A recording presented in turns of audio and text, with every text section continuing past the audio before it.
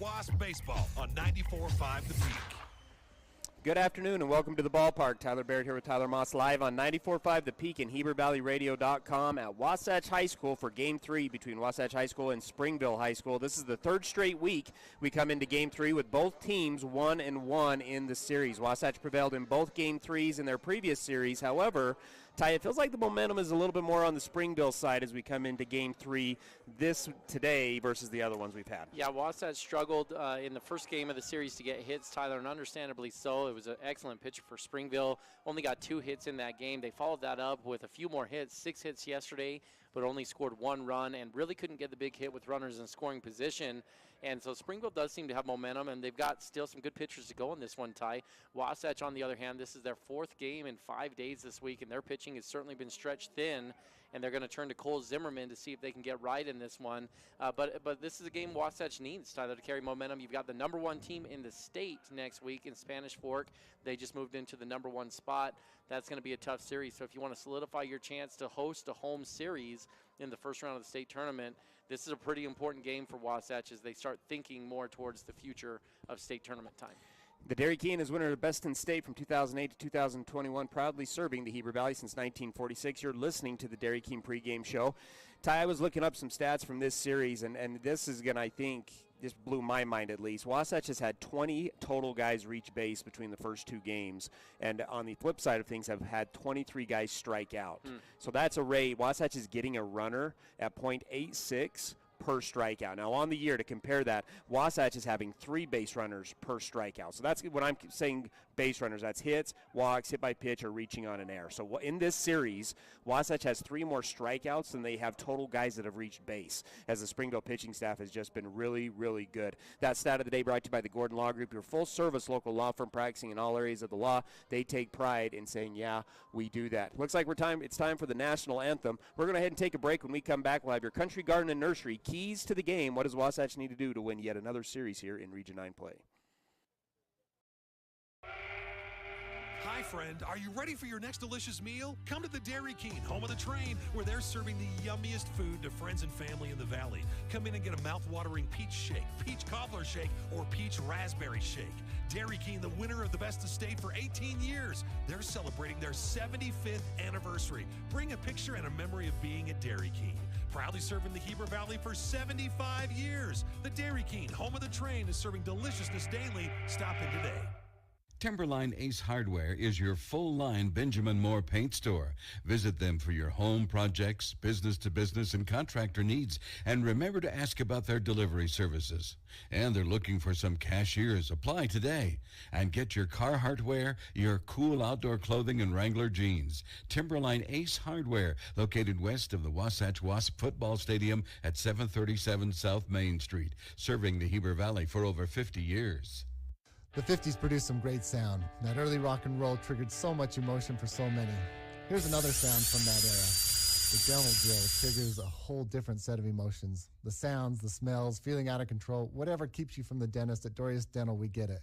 We focus on the little things. Distract yourself with your favorite episode of The Office, or crank up the 80s or 90s and let it take you back to another time. At Dorius Dental, we are sensitive to your needs. We are taking care of the little things so you can move on to more enjoyable things. Located in Gateway Plaza, Heber City. This is live coverage of Wasatch High School sports on 94.5 The Peak. Country Garden and Nursery is the only one-stop shop for everything garden and yard related here in the Heber Valley. Stop on into the indoor plant shop for their plant of the month. Tyler, what does Wasatch need to do to get a victory and win the series against Springville here today? Well, Tyler, I want to turn a little bit more to the game changer to talk a little bit about the keys to the game. We've talked about how good the Springville pitching has been, and it has been awesome. They've been striking out a bunch of players. For Wasatch, it hasn't been striking out. It's been more defensively playing solid, Tyler. And where the Wasps seem to get into trouble is when they walk base runners. They've got Cole Zimmerman going on the mound today. Zimmerman on the year has 17 walks in 10 innings pitched, and that will just be far too much. He's got 21 walks and hit by pitches between his 10 innings pitched. And so that's almost, it's a little higher than 2 per inning. So for Cole to be effective, Tyler, see if you can cut that number in half even. Just get that walks down a little bit. So if he goes 3 innings, let's not have more than 3 walks. 4 innings, not more than 4 walks. And that's obviously, that would be a big number. But he needs to be effective on the mound at throwing strikes to keep some pressure off of the defense in order for Wasatch to be able to maybe win a tight game, because Springville keeps games tight. Across the board with Springville this year, in their 21 games, they have lost 8 by 1 run, and then they've won a few by only 1 run as well, Tyler. So over half their games are 1-run games, and so you don't want to get into that battle with Springville and walk a lot of guys. That's a recipe for disaster. So on the mound, Cole needs to throw strikes in order for Wasatch to be able to get a win today.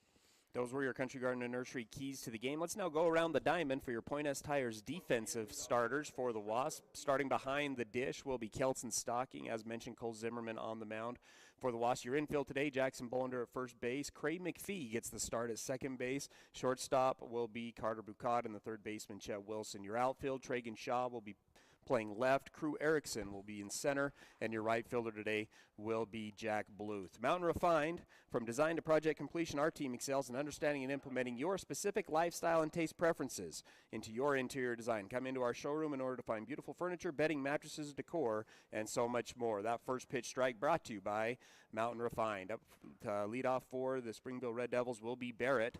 2 for 4 in the series with 2 runs scored. Had a double in game 1. Also has a walk and a hit by pitch. He's been good all around for the Red Devils in the series. Takes ball 1 on the second pitch. Moves the count to 1-1. Cole Zimmerman working out of the windup. Wasatch wearing their all-black uniforms today. Swing and a miss there from Barrett. Moves the count to 1-2. Springville wearing their red pants and blue tops. You didn't a lot like of that colors. Look, Ty. You weren't a fan of that one, huh? It just looks like an old men's softball game out here today with all the colors. The red pinstripe bottoms with the blue, navy blue top, red numbers.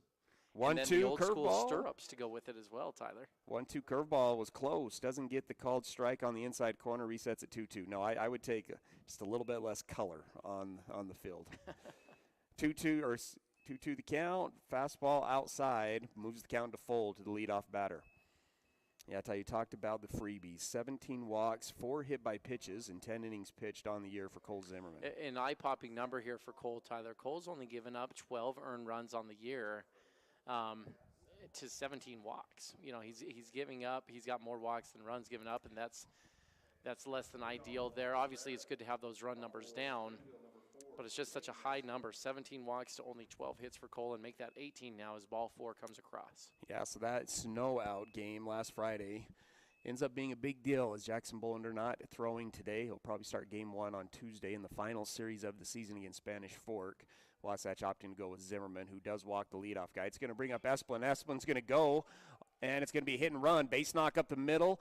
Barrett's going to go from first to third. Throw by Crew Erickson not in time as Springville has things rolling early on here in the first inning with a single, and it was on a hit and run. Moves the runner from first to third. It's going to bring up the number 3 hitter, Averett.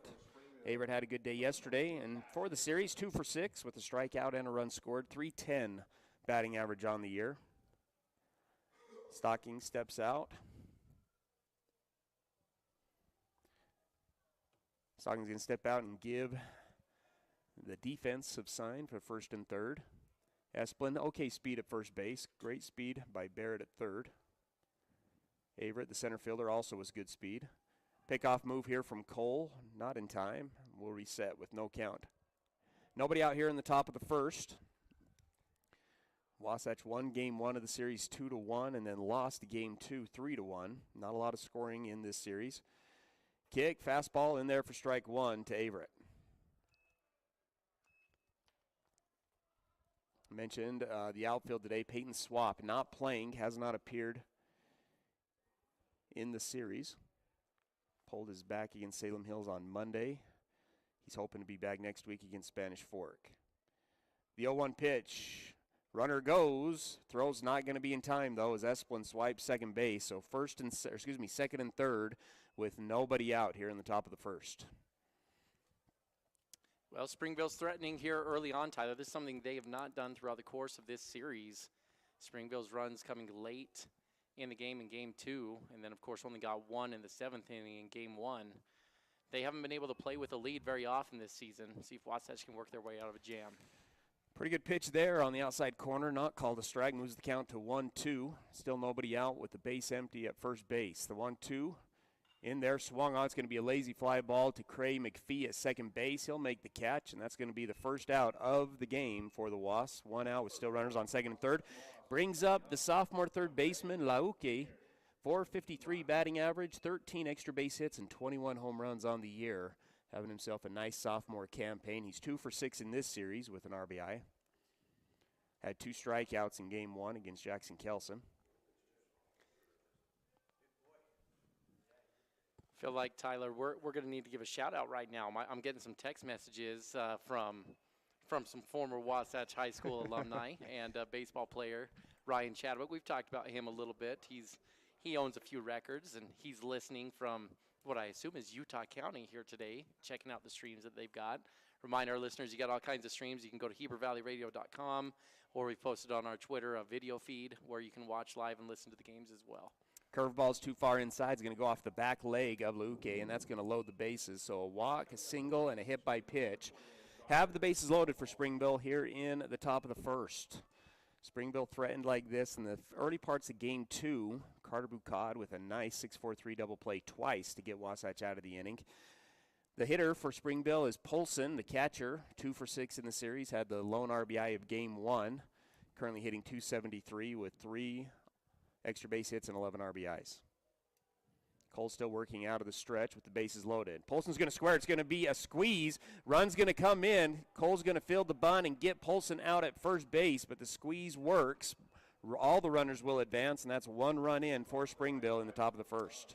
Yeah, it's a safety squeeze there is what they call that, Tyler. The third base runner isn't coming on a suicide. You get your hitter. He squares late, tries to get a bunt down the first base line to push it away from the fielders, and that was executed to perfection. That ball pushed past the pitcher.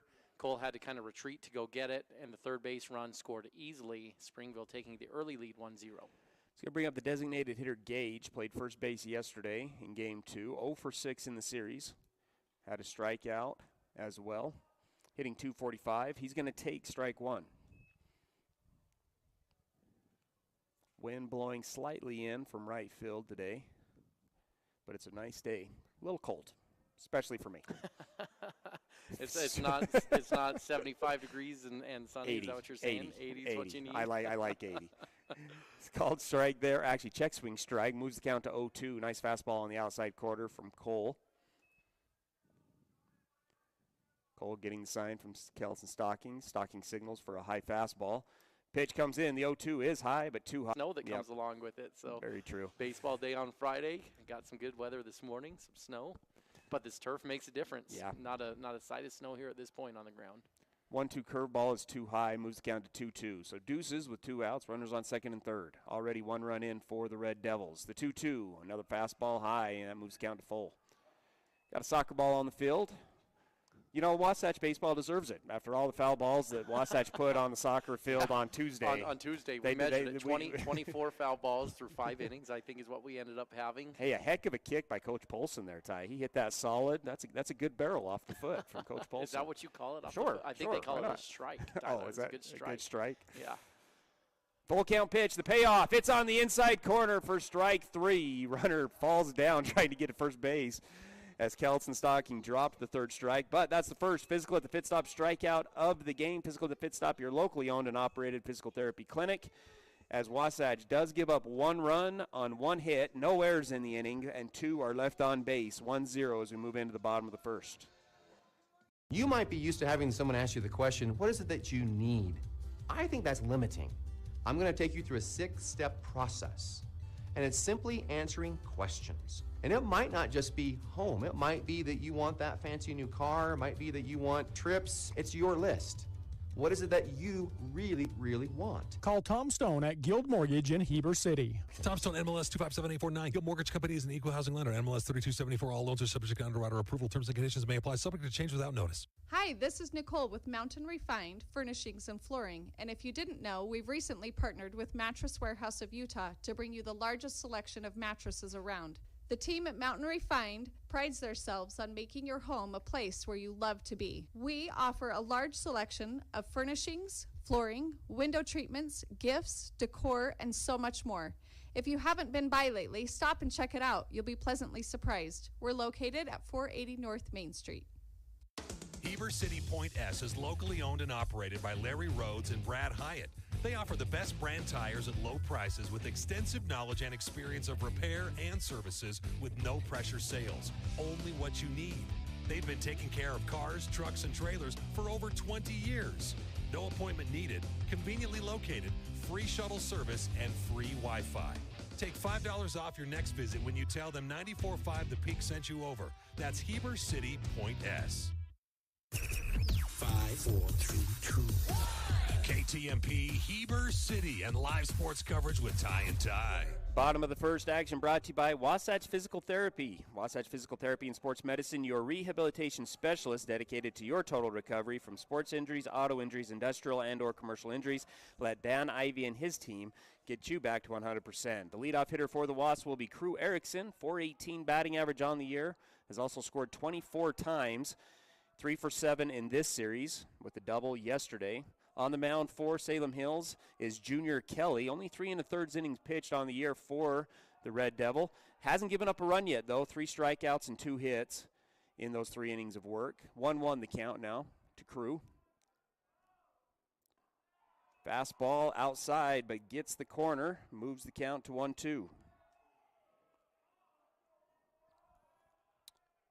1-2, nobody out. The pitch swung on, fouled off behind us, and we'll reset at 1-2. Your Bank of Utah batting lineup today for the Wasps: Crew Erickson, Alex Gutierrez, Chet Wilson, Jackson Bolender, Jack Bluth, Cole Zimmerman, Kelson Stocking, Carter Bucad, and Craig McPhee. Your batters today for the Wasps. Curveball, too far inside, and Crew Erickson with 2 strikes gets hit by pitch, and Wasatch has their leadoff guy on. Good team at bat there for Crew. Fouled off the 2-strike pitch and then took a pitch on the inside. It's going to bring up Alex Gutierrez hitting in the 2 spot. .318 on the year. 0 for 6 in this series. Did have a walk in game 1 and scored off that walk. Wasatch currently down 1-0 after giving up a run in the top of the first. Game 3 starter, normal Game 3 starter Jackson Bolender not on the mound today after throwing on Monday, so Cole Zimmerman will be on the mound for the Wasps. On deck for the Wasps was Chet Wilson. Great speed from Crew Erickson at first base. Alex Gutierrez is going to square. I think he went, but the ball's going to get away from Polson, the catcher, and Crew Erickson's going to advance to second base on the pass ball. Looks like he got twisted up a little bit on that pitch call.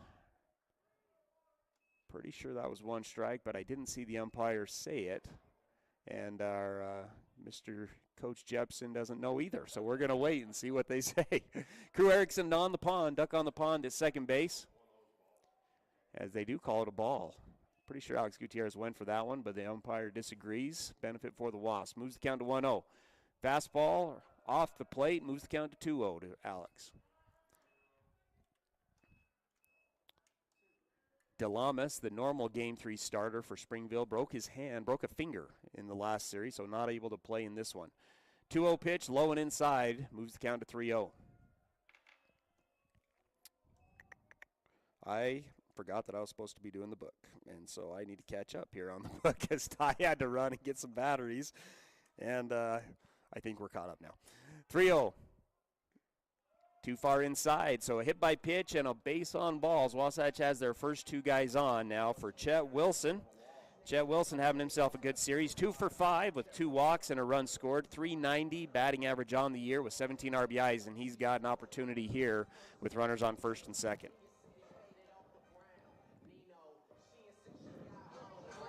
This is kind of like, this was an interesting stat I saw today, Ty. They did a stat of the Jazz with Rudy and Donovan on the floor together, the stats with just Donovan on the floor, and the stats with just Rudy on the floor.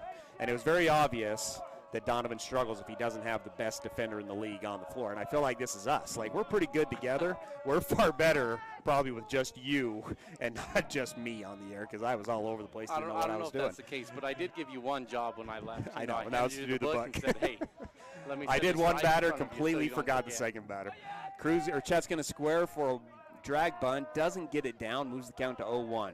He's now just going to square. He's going to put that bunt down the third base side. Pitcher's going to come over and field it. Goes to third base. Not in time. Chet not in time at first. Or excuse me, the throw over to first. Chet beats it out. The throw not in time. That's going to load the bases for the bunt single from Chet Wilson. He's going to bring up Jackson Bolender. Jackson Bolender had the lone RBI for the Wasps yesterday on a triple over the right fielder's head. Was 3 for 4 yesterday with 2 singles, a triple, and 1 RBI. Hitting .515 on the year is the senior first baseman today.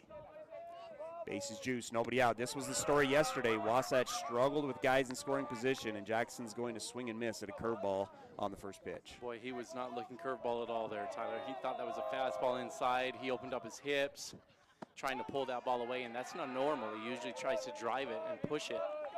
Missed by a lot on that first one. Another curveball in there on the inside corner this time. Moves the count to 0-2. Bases loaded, nobody out. 0-2 count to Bubbles. The pitch. Curveball is going to be a hit up the middle. Should be an easy 6-4-3 double play. They turn the 6-4-3 double play, but the run does come in to score. So the double play ball scores a run and ties this thing up at 1-1. But now Wasatch has 2 outs here in the bottom of the first. Well, that was tailor-made, Tyler, and with the turf, it makes it that much easier. Just 2 high hops right to the shortstop, face high. He thought about taking it himself, took 2 steps over and realized he was still pretty far away. Then he tossed it to the second baseman. Still plenty of time to make the turn. Jack Bluth will come up to the plate for the Wasps, playing right field today. The normal second baseman, he's going to swing at the first pitch, and he's going to roll over to the second baseman. And so what looked to be a big inning opportunity for the Wasps does allow them to score 1 run, but back-to-back ground balls get Springville out of the inning. Wasatch scores 1 on 1 hit. No errors from Springville, and 1 runner is left on base. It's 1-1 here on 94.5 The Peak. Gucci Goo Barbecue in Heber Valley is a premier barbecue restaurant. You can choose from finger-licking ribs, poppin' andouille sausage, tasty chicken, tender brisket, delicious pork, and yummy street tacos. Friday night dates, take that significant other for the smoked prime rib that melts in your mouth. Family-friendly atmosphere where everyone is welcome, quick service for dine-in or takeout, great quality food, and great value for your money. That's Gucci Goo in Midway on Main Street. Dan Sluga at Wasatch Flooring is extending his services to include quality paint products to complete your home remodeling needs. Locally owned and operated, Dan and his team can help you find the right flooring for your home with quality products from Mohawk, Shaw, Target, Godfrey Hirst, and many more. Since 2009, they've been exceeding their customers' needs by helping them select flooring that fits both their lifestyle and budget. They've got you covered at Wasatch Flooring and Paints. This is live coverage of Wasatch High School sports on 94.5 The Peak. Second inning action brought to you by Wasatch Back Flooring. From the words of Wasatch Back customers, from start to finish, the entire transaction was honest, professional, and meticulous. Highly recommend Wasatch Back Flooring and Paint. Thanks, Dan, and your team. Bringing up the Jazz tie, eliminated last night. Did you see the last play? I saw a clip of it. Pretty good look. Yeah, I didn't Pretty see it good live. look. And the Jazz get eliminated. You take that every single that. time, right? Yep. Although there's been a lot of hoopla over it, that there was a pretty wide open lane as all 5 defenders were on the outside of the perimeter. But I think you take that 3 for the win from Bogdanovich if you get that opportunity. But that was kind of the story of the series, Ty. Jazz just couldn't hit a shot from the outside. Cole Zimmerman on the mound is going to go 1-1 to the right fielder, Lister. Lister, only 14 at-bats on the year, 1 for 14 in those 14 at-bats. He's 1 for 2 in this series, so his lone hit came yesterday. He's going to take strike 2 on the outside quarter, moves the count to 1-2. 1-1 here in the top of the second. That one too far outside. We reset at 2-2. Do we need to start Team Donovan, Team Rudy, T-shirts and stuff, Twilight style? Are you ready to trade it away? The story today was they didn't make anyone available for their media. I don't know if you saw that, other than the no locker clean out media day, right? Yeah, other than Zanuck, I think, talked, and he pledged his complete loyalty to Quinn Snyder. That sounds like Jazz aren't planning on having him go anywhere. 2-2 pitch is swung on, ground ball to Craig McPhee, fields it clean, throws it to Bolender. 1 away here in the top of the first. This is our first look at Craig McPhee out in the infield for an extended period of time this year, Tyler. He closed out the game yesterday at second base, had 1 ball hit over his way to turn a double play. But both you and I having Coach Cray last year, he's got a good glove out there. Defensively sound, yeah. And in fact, you talked to Coach Jacobson at the start of the year, and it was kind of Bucod-McPhee, right, for that shortstop spot. Bucod kind of won that job. 1-2, and then Bucod took that, and Cray went to the backup catcher role, as Bluth was hitting almost 500 for the first part of the season. And if something, knock on wood, were to happen to Bucod, it would be McPhee that would probably move over to that shortstop spot. Right on the money, swung on, 1-0 pitch is a ground ball to Carter Bucod, fields it clean, throws it to Bolender, 2 away here in the top of the second. Well, and it is important to have depth, Tyler. Looking at Wasatch, they've lost their best hitter for this whole series, and it's made a difference. Peyton Swap leading the state in home runs right now, 6 home runs on the season. He's been out this whole series because of a little back strain, and it's showed. And so you got to be prepared for these injuries. That's one of the things at the 5A level for Wasatch is depth is a big deal. We've highlighted how this is a little different than when they were in the lower classification where pretty much everyone would pitch and they would just kind of rotate through. That's not so much the case anymore. You've got a pitching staff. That's a tough play right there, Tyler, on an error. So you've pretty much got your defensive field set, and then Wasatch is working through a pitching staff primarily, and there's not a lot of guys that are playing both ways at this point for them. Yeah, ground ball from the number 9 hitter, Kelly, the pitcher. It's going to go to Jackson Bolender. Cole Zimmerman coming over to cover first base. The ball is going to go behind Cole. So an error is going to allow a base runner here with 2 outs. And that was one of the stories. Springville was able to push a run across. With that nobody on and 2 outs, they were able to get a run yesterday to tie up the game after Wasatch took the 1-0 lead. Fastball in there for a strike 2, the top of the order. Barrett, the sophomore, walked in his first at bat.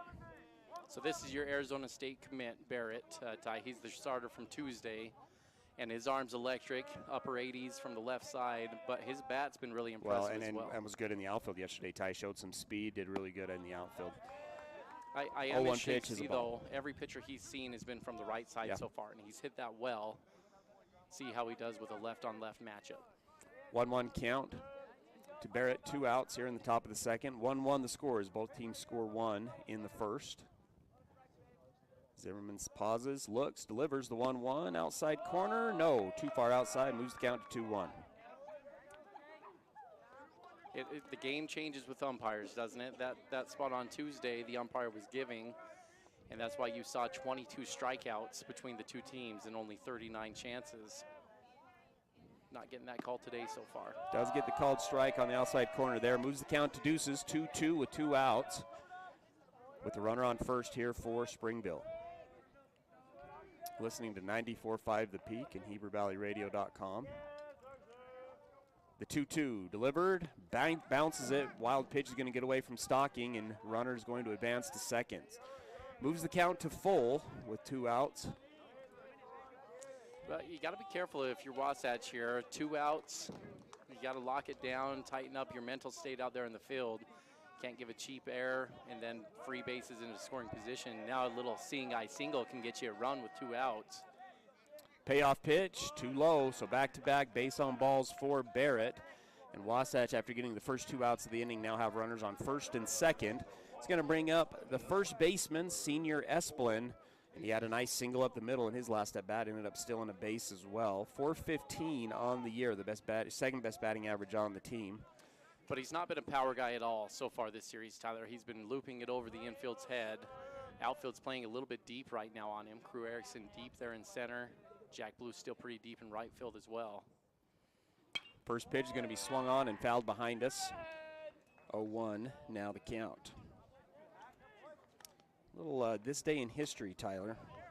If I can find my notes. Oh, you stole my notes. That's where my notes went. 17 years ago. So I'm going way back there, Ty. 17 years ago, the Wasps made the long trip to Uinta High School to avenge. They lost to Uinta earlier in the year. That was their first loss in Region 10 play in 2 years.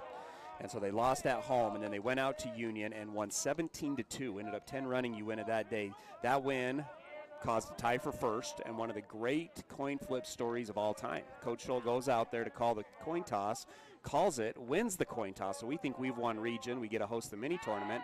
Instead, they said that was to see who gets to call the coin toss. The flip to see who got to call the coin toss. Get to see who gets to call the coin toss. So then Coach Scholl called the second one and then lost. So Wasatch ended up taking second. But that did open up the opportunity for Wasatch to go down to Snow Canyon and get probably one of the best wins in Wasatch high school history, beating then number 1 Snow Canyon in that mini tournament of the state tournament. Yeah, and we actually went down to Snow Canyon earlier this year, and it was interesting talking to their head coach, who was that was his first year as the head coach. And he still remembered every play of that game. Everything. He walked us through every single part of that game. I didn't know the names of the players, but talked about Zach Larson, former Wasatch player, hitting a 3-run home run. Well, they got him. Didn't get the back pick. 0-2, a couple of foul balls. That pitch is outside. Stocking tries to back pick first base. The runner doesn't get down, and the Wasatch faithful thought they had him. But we'll reset at 1-2 with 2 outs. The runner's on first and second. Wasatch coming into this season now with only 4 games left, including this one, is 11-10 on the year, Ty. Springville, on the other hand, their record doesn't really reflect their talent level. They're 7-14, but again, they've lost 8 games by 1 run. This is a pretty good Springville team. They just haven't been able to find ways to get it done late. 1-2, that curveball way outside. Just a bit outside for that curveball. Kelson Stocking does a good job coming out of the stance and making the catch to keep the runners on first and second. Deuces now in the top of the second. 2-2. 2 outs, top of the second, 2 guys on, the 2-hitter up. Lots of 2s there. The 2-2. Fastball, it's going to be a line drive to right field. Jack Bluth comes up, makes the grab in right field. Wasatch gets out of the inning. No runs on no hits. 1 error in the inning by the Wasps. 2 are left on base. It's 1-1 going into the bottom of the second. Wasatch Back Grill and Deli is a family-owned and operated business serving great food and customer service in Heber City and Midway for over 7 years. For a burger with kick, try the Firehouse. Have a hankering for some seafood? Try fish and chips. Or try the Mandarin chicken salad. Their homemade recipes, freshly grilled burgers and sandwiches are complemented with unique sauces and homemade sides. They provide the best experience and highest quality food. Stop by today and try their great menu items. As a thank you to teachers, first responders, medical personnel, and military, get 15% off meals all year round. Hi, this is Abby Covarrubias, the Wasatch High School Student Body President. Did you know that parents are the #1 reason kids don't drink? Believe it or not, teens still listen to their parents. In fact, kids usually listen to their parents more than anyone else, including their friends. Utah kids report the #1 reason they choose not to drink is their parents' strongest approval. All kids need a parent's help to stay drug and alcohol free. Brought to you by Wasatch Behavioral Health and the Parent Bonding Project. Wasatch High School Sports is on the radio. Bottom of the second inning at Wasatch High School. Wasatch and Springville tied at 1-1. Second inning action brought to you by Physical at the Pit Stop, your locally owned and operated physical therapy clinic, serving you from head to toe, including vertigo to sports injuries, serving the Heber Valley for over 40 years. That's Physical at the Pit Stop. Leading off the bottom of the second is going to be Cole Zimmerman. He's going to swing at the first pitch. He's going to drive this one to right center field. He got the center fielder. Everett comes in, can't make the grab. Cole Zimmerman rounding second, and he'll go in for a stand-up double. Cole Zimmerman trying to help himself out on the mound. Swings at the first pitch of the inning and burns the center fielder. Best barrel probably of the year for Cole Zimmerman there. He hit that one on the screws, Tyler, and it was a bad read from the center fielder. It looks like he thought Cole got a little bit more under it, and he started taking a sideways angle on that rather than a first step drop. And Cole easily had him beat there on that one. When you looked at the angle of the center fielder, you just felt like that ball was going to get over. Nice way to start the inning. See if a bunt can move him over and Carter can bring him in. He's going to go ahead and let Kelson swing, it looks like. Kelson Stocking now up to the box. 0 for 3 in the series with 3 Ks. Did walk in game 1. Cole Zimmerman's going to stay on the base pass as well. Could be sped up for 1 ball. Now make it 2 balls. That pitch is low. 273 batting average on the year with 6 RBIs. Has a duck on the pond here. Wasatch deadlocked at 1-1 here in the bottom of the second of this 3-game series. Both teams winning 1 game. Curveball also low, moves the count to 3-0. You see it so often in high school baseball. You get a runner on, and the pitcher's just not as comfortable going from the stretch. A lot of pitchers in the offseason, Tyler, they don't work as much from the stretch. A point of emphasis Wasatch baseball has done over the last few years is they heavily have their pitchers work from the stretch as well as the windup to get them comfortable. But it's not uncommon to see that. A pitcher goes into the stretch, 4 straight balls, and now you got another base runner because it's just a different mechanics. Talking to different pitchers, it's uncomfortable when you have to start worrying about picks and looks out there. You've got to mix up your timing. It's just not as easy of a rhythm. And often that can lead to better pitches to hit, where a ball can start floating up in the zone a little bit.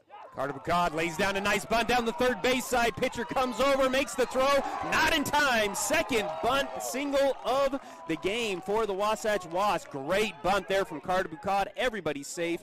Bases loaded, nobody out. This is the same situation Wasatch had in the bottom of the first. They were only able to produce one run, but another good opportunity here with nobody out in the bottom of the second. There's nothing prettier. When Peyton Swab hit that home run over the left center field wall last week against Salem Hills, that was pretty. But I love a great bunt down the third base side. There's just nothing better. Nothing. Maybe if he got it down the line just a little bit No, more. no, That one I don't died know. just a little bit early there. There's no chance of that thing going foul. That was a pretty bunt. You know, that's from a guy that bunted a lot. Yes. I'm going to call your bias here, Tyler, because I I think did. Peyton Swap's missiles he hits over the fence. I gave him credit probably for that. a little bit prettier I gave him than a bunt. You don't think many people tune into the Korean bunt derby like they do the American home run derby? I know you do, Tyler. I know that's a big one for you. I like watching it too. It's pretty baseball. Don't get me wrong, but Peyton Swap, against who was it the other day? Salem. Yeah. He gets Smoked up there that and ball. hits that ball about 20 feet off the ground the whole way, and it clears the left field fence. That's something else. Tad Solster's going to come in and speed up, and Springville's going to go ahead and make a pitching change right off the bat. 38 will come into the game as I take a look at my notes. 38 not on my roster. This might be the first outing. It's a free agent signing. Free agent signing. Springville. Wasatch had one of their own. We saw a new Yeah, number on the Blake Wasatch Sweat roster dressing here today. And Ty, I'll get this one on the roster here. I've got it pulled up right now. But Wasatch bringing the freshman up. Looks like they gave him a uniform, and they're really high on his ability as a pitcher. Already throws in the lower 80s as a freshman, and think he has a bright future here for Wasatch. See if maybe they get to a point where they get enough lead here, Tyler, that maybe he can come in. You say 38 was the number? I thought that's what I saw out there. Not on the roster on Max Preps either, so looks like we're going to have to do some detective work on this one and see what we can figure out. It's going to bring up Cray McPhee, the number 9 hitter. Yesterday 0 for 2 with a strikeout. Let's see, I have the roster right here. Number 38, it must be 39, Andon Robles. Must not be able to see too far out there, but 38's not listed on there either. It's going to be a blooper over the first baseman's head. Second baseman coming over, dives, it doesn't make the play, and it is foul. So that'll reset the count at 0-1. So Cray's had Cray's had a couple opportunities here with runners in scoring position, Tyler, and it's been 3 times over the last couple games, and twice he's popped out in the infield, and he's got to be disciplined enough to try to get something on the ground or on a line here, see if he can drive in a run. 5 innings pitched on the year for Robles. He's going to elevate this one again. It's going to be a shallow fly ball to center field. Shortstop's actually going to go back and make the catch. Not deep enough. Tad will stay at third base. And we'll reset with bases loaded as Wasatch not able to capitalize with nobody out there with the bases loaded. Going to bring up Crew Erickson. Was hit by pitch in his first at bat. Is having a good series, 3 for 7 with a double and a couple of singles. Scored a run in game 1. Man, look at where Luwaki on third base is playing, Tyler. He's about 75 feet away from Crew right now. Curveball off the mark for ball 1. Somehow thinking that maybe Crew's going to bunt here. Crew just may put this one right by him. Crew, one of the better hitters for Wasatch on the year. Wind shifted a little bit, is blowing out to left field now. 2-0 the count after a couple of pitches off the mark. Like I said, Robles, the pitcher now for Springville, 5 innings pitched on the year, a 15.4 ERA. And he's going to get Crew to pop up to the infield again. Back-to-back infield flies as Wasatch not able to take advantage. They did the same thing yesterday, had bases loaded with nobody out and didn't score a run in the 4th inning. And now it's going to be Alex Gutierrez who's going to have to come up with a 2-out hit to score a run. Ty, between the last 4 innings of baseball going back to yesterday, Wasatch has had 8 at-bats with nobody out and the bases loaded. And what they have done is go fly out 3 times to the infield, a double play ball on top of that. These are very uncompetitive at-bats right now from Wasatch with the bases loaded. They need to get a little bit more disciplined with their approach. Alex Gutierrez walking his first at-bat, going to swing at that one, and it gets underneath the second baseman's legs. Kelson stalking, rounding second. He'll score. 2 runs will come in on the air by the second baseman as Alex Gutierrez, a good ground ball to the second baseman who can't handle it, and Wasatch scores 2, making the score 3-1 here in the bottom of the second. Those runs brought to you by Gravity Coalition, offering the best in bikes, skis, snowboards, skateboards, and more in the Heber Valley. Personalized service, sales, and repair for the gear you love. Gravity Coalition in Midway, Utah, or gravitycoalition.com. This is a cool shot. See, and that's what I mean when I say competitive at bat, Tyler. That ball had no business being a hit either.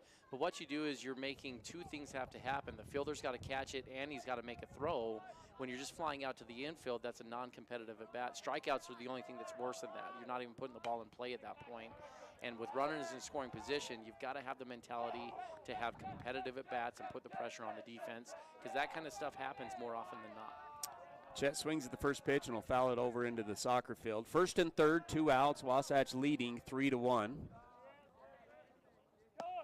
0-1 pitch, high and outside. Almost a pitch out light type look there. Moves the count to 1-1. Alex Gutierrez, okay speed at first base. Carter Bucad, good speed at third base. The 1-1, out too far outside, moves the count to 2-1. Robles, a little bit of kind of a sidearm type delivery. Not overwhelming speed. Curveball hasn't been landed yet. Well, 2-1 count. This is where Springville really misses DeLamas. Tyler, he was their main third-day pitcher. Also like to use him in relief. Broke his finger against Maple Mountain, as we talked about in the last series, and he's out. So both teams have been thinned out a little bit by injury. 1-2 pitch is swung on, and that's roped down the first base side. Oh, did they call it foul? It looked like it was fair. And Chet will reset. He took strike 2 and then swung at that curveball, and he barreled it down the first base side. That had triple written all over it, but we'll reset it. I think it's still 1-2, right? 2-2? 2-2. So deuces. Wasatch already with 2 runs in the inning, taking the lead 3-1. Delivers. Swung on. It's going to be lifted to left field. Left fielder's being pushed back, and eventually caught by Barrett. Wasatch scores 2 in the bottom of the second inning to make the score 3-1. 2 runs on 2 hits, 1 error, and 2 are left on base. 3-1 here on 94.5 The Peak. Napa know-how. Your local Napa Auto Parts, Wasatch Auto Parts at 105 North Main Street in Heber City stocks auto parts, tools and equipment, and many other items for heavy-duty trucks, marine, and farming equipment. Stop in today at Wasatch Auto Parts, 105 North Main Street in Heber City, a proud sponsor of Wasatch Wasps Sports. Napa know-how. Hi, friend. Are you ready for your next delicious meal? Come to the Dairy King, home of the train, where they're serving the yummiest food to friends and family in the valley. Come in and get a mouth-watering peach shake, peach cobbler shake, or peach raspberry shake. Dairy King, the winner of the Best Estate for 18 years. They're celebrating their 75th anniversary. Bring a picture and a memory of being at Dairy King. Proudly serving the Heber Valley for 75 years. The Dairy King, home of the train, is serving deliciousness daily. Stop in today. Timberline Ace Hardware is your full-line Benjamin Moore paint store. Visit them for your home projects, business-to-business, and contractor needs. And remember to ask about their delivery services. And they're looking for some cashiers. Apply today. And get your Carhartt wear, your cool outdoor clothing, and Wrangler jeans. Timberline Ace Hardware, located west of the Wasatch Wasp football stadium at 737 South Main Street, serving the Heber Valley for over 50 years. 5, 4, 3, 2, 1. KTMP, Heber City, and live sports coverage with Ty and Ty. Top of the third, Wasatch leads 3-1. Wasatch Napa Auto Parts stocks auto parts, tools, and equipment, and many other items. Averitz, the hitter, senior, popped up to the second baseman in his first at bat, 2 for 7 in the series, playing center field. This one's going to be swung on and go to literally the exact same spot. Moves the count to 1-2. Well, and as a high schooler, you get a chance to go to St. George twice in a year, go down and stay in the hotels. You were loving that experience. And you're right, I think Wasatch got the better end of the deal that year. That was a pretty good year for the Wasatch baseball team. They ended up moving deep into the tournament, taking third. Got beat out by the eventual state champs that year, Pineview. Average is going to stick the bat out with 2 strikes, and he's going to poke it into the Bermuda Triangle behind the shortstop's head. Nobody can get to that one, and it's a single and a leadoff guy on for the Red Devils. Oh, he left the bag, Ty. He thought it was caught. He just went back to the dugout. That's incredible. Well, you got to tag him, don't you? Yeah, he should. Okay, I think here's what's going on, Ty. I don't know if he's coming out as a catcher or speed up runner. No, he's a center fielder. fielder. To the dugout for some reason. Coaches are screaming at him to get on the bag. Wasatch threw it to the base and tagged the base, but he had already made it down there, so you're thinking it would be a force here. He was back towards home plate, so it was like he was stealing I totally home. missed that. I'm going to have you give your best guess as to what they're going to call here, Tyler. What do you think they're going to come up with here? Coach Jacobson's going out to try to figure out what's going on, but there was no timeout awarded, and you've got some personal experience with that. Yeah. When they didn't award a timeout that you thought you had. Yeah, we were playing down at St. George, and we had paused, and the catcher was coming out to talk to the pitcher, and I thought that the time had been called, and the runners just started running, and the umpires had not awarded the time. So, yeah, this will be interesting. Both umpires talking it over. Breaking the action brought to you by Mirror Lake Station, voted best donuts in Utah. And Ty, I could go for a good Mirror Lake Station donut right now. It's a great thing to do if you're feeling like driving through the mountains up there in the Uintas. Go up to Mirror Lake or a lot of other popular destinations up there in the Uinta Mountains. And you can stop on into Mirror Lake Station, get some gas, groceries, goodies, or they're voted best in Utah donuts. They are going to call the runner safe. So not sure what happened there. I looked down. I didn't even see what was going on, but the runner was definitely confused. He gets a single, and it's going to be a runner on first with nobody out, bringing up the number 4 hitter, Lauke. Hit by pitch in his first at bat. He's 2 for 6 in the series. 21 RBIs on the year for Lauke. And, again, I've talked about this already this week, but he's second in the state in home runs with 5 on the year, behind Wasatch's Peyton Swap, who has 6 to lead the state of 5A. Wasatch playing deep in the outfield. Jack Bluth not as deep in right field, the opposite way. This one's going to be swung on. Nice line drive over Craig McPhee's head. Jack Bluth's going to come up, try to gun out the runner at second. Averett had to pause to make sure McCray didn't get the catch, but everybody's safe, and it's going to move the runners to first and second. Back-to-back singles for Springville in the top of the third, bringing up Polson, who had a sacrifice bunt RBI. A squeeze bunt in his first at bat. On the series, 2 for 6 with 2 RBIs now. Also scored a run in game 2. Kelson Stocking takes a second to come out and signal their bunt coverage with runners on first and second. Casey Anderson had a good play yesterday in the same situation. Fielded the bunt, threw it to third base, who had Carter Bucad covering. See if Coach Polson gives the bunt sign again to the catcher. He's going to swing away, and he takes a strike 1 on the outside corner. Coach Polson not pleased. Chet came in, and third base was vacated. I think Chet could have made it back to the bag, but I think he had a double steal called there. It's not a bad call against this defense that Wasatch runs. They do vacate third base, and it's kind of going to be a race to third from the shortstop and the guy on second base. 1 strike here to Polson.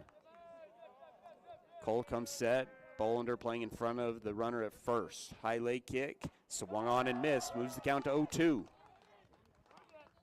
Looking down at Polson. Polson, it's easy to see his reaction if people miss signs and things like that. And he just gave the palms up. Wasn't pleased with that swing and a miss. 0-2 count now with nobody out. They've had a tough series with some poor execution on bunts and missed signs, Ty.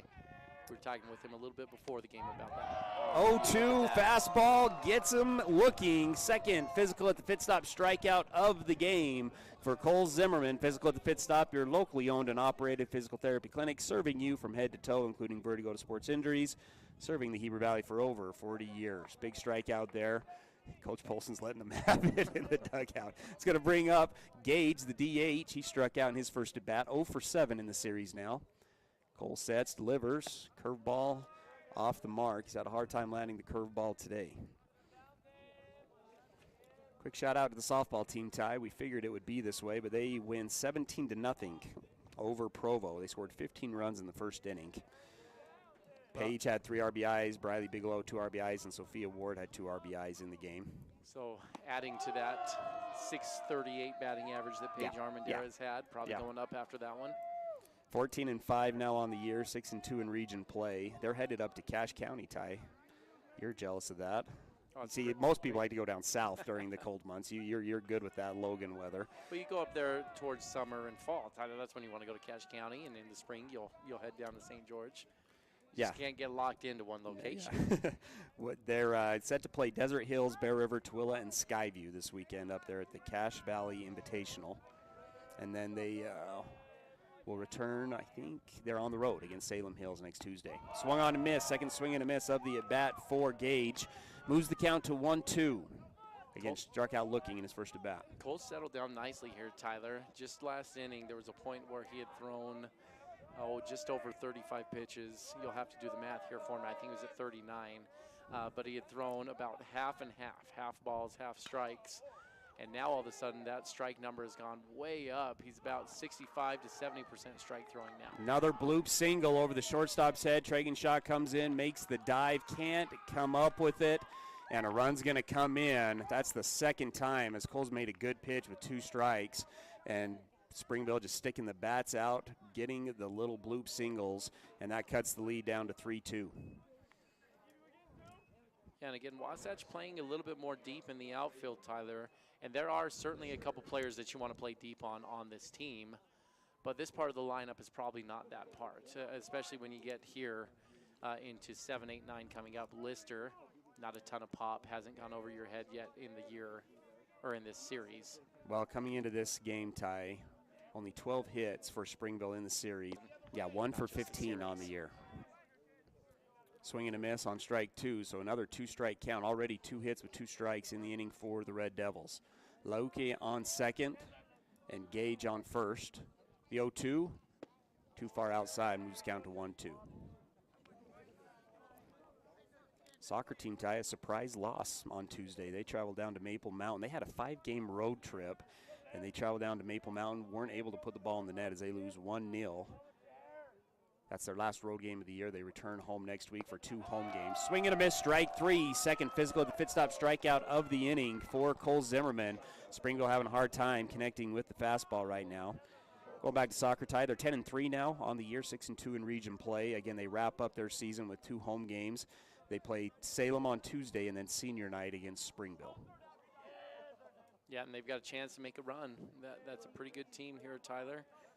Good record, battling for a region title once again, and of course the defending state champions, Wasatch Boys Soccer. Also, a shout out, Tyler, the track team. I'm gonna blank on all the names of these guys, but the 4x100 relay, the 4 Wasatch runners set a state or a school record, 43-second 4x100. Chris Cook, I know, was finishing. Josh Sanders, Peter Muslar. And I can't remember the 4th, so I'm going to have to do some digging there. But those guys had a great week as far as track and field goes. Swung on and fouled off, moves the count to 1-2. It's the shortstop, Brunson. He grounded out to the shortstop. He's 0 for 4 in the series. Who are the 3 that you said, Ty? Chris, Josh, Peter. Was it Nalu? It was Nalu. Yes, Nalu. Nalu was the 4th in there. Talked to Nalu this week in the hall, headed down to Dixie State for a chance to play a little football down there at the beautiful weather of St. George. Have we mentioned that it's beautiful down in St. George this time of year? It sounds like that's where you want to be back, Ty. 1-2. 48 degrees here at Wasatch right now. That's not enough for you. Curveball is going to be swung on to left center field. Crew Erickson comes over and makes the catch, and Wasatch gets out of the inning, but not before they give up 1 run on 3 hits. No errors for the Wasps in the inning. 2 are left on base for Springville. It's 3-2 going into the bottom of the 3rd.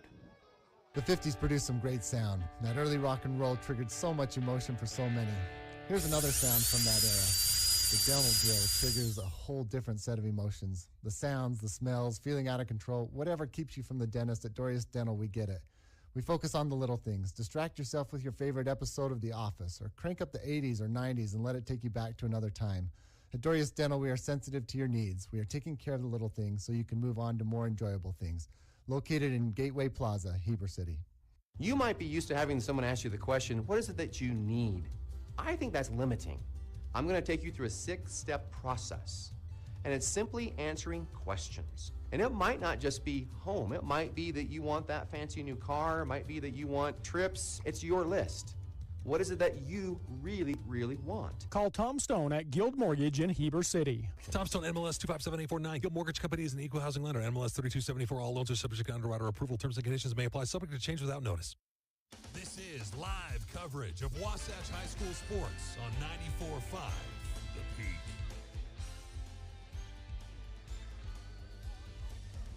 Bottom of the third inning at Wasatch High School. Wasatch and Springville in a tight one. The Wasps leading 3-2 over Springville as they head to the bottom of the third.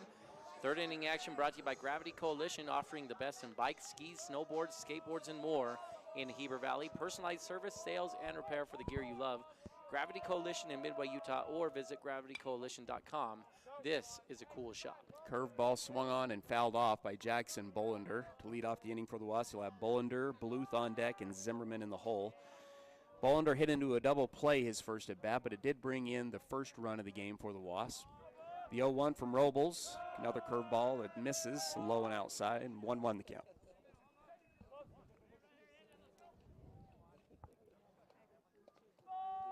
Robles working out of the windup. Swing, or another curveball. 3 straight curveballs. Bolender does a great job of getting a hold of that one. Line drive up the middle for a single.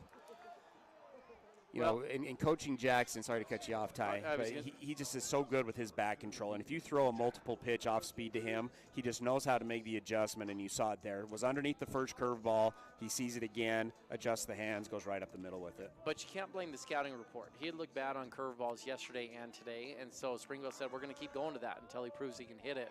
But you're right, Tyler, knowing him a little bit better than Springville, you know he's going to make that adjustment and find a way to be successful. See what Coach Jacobson decides to do here. Lauke playing way up. He's going to let Jack swing it off the edge of the plate, ball 1. Not a lot of speed by Bolender at first base. Doesn't run bad, runs decent. Jack Bluth with good speed at the box.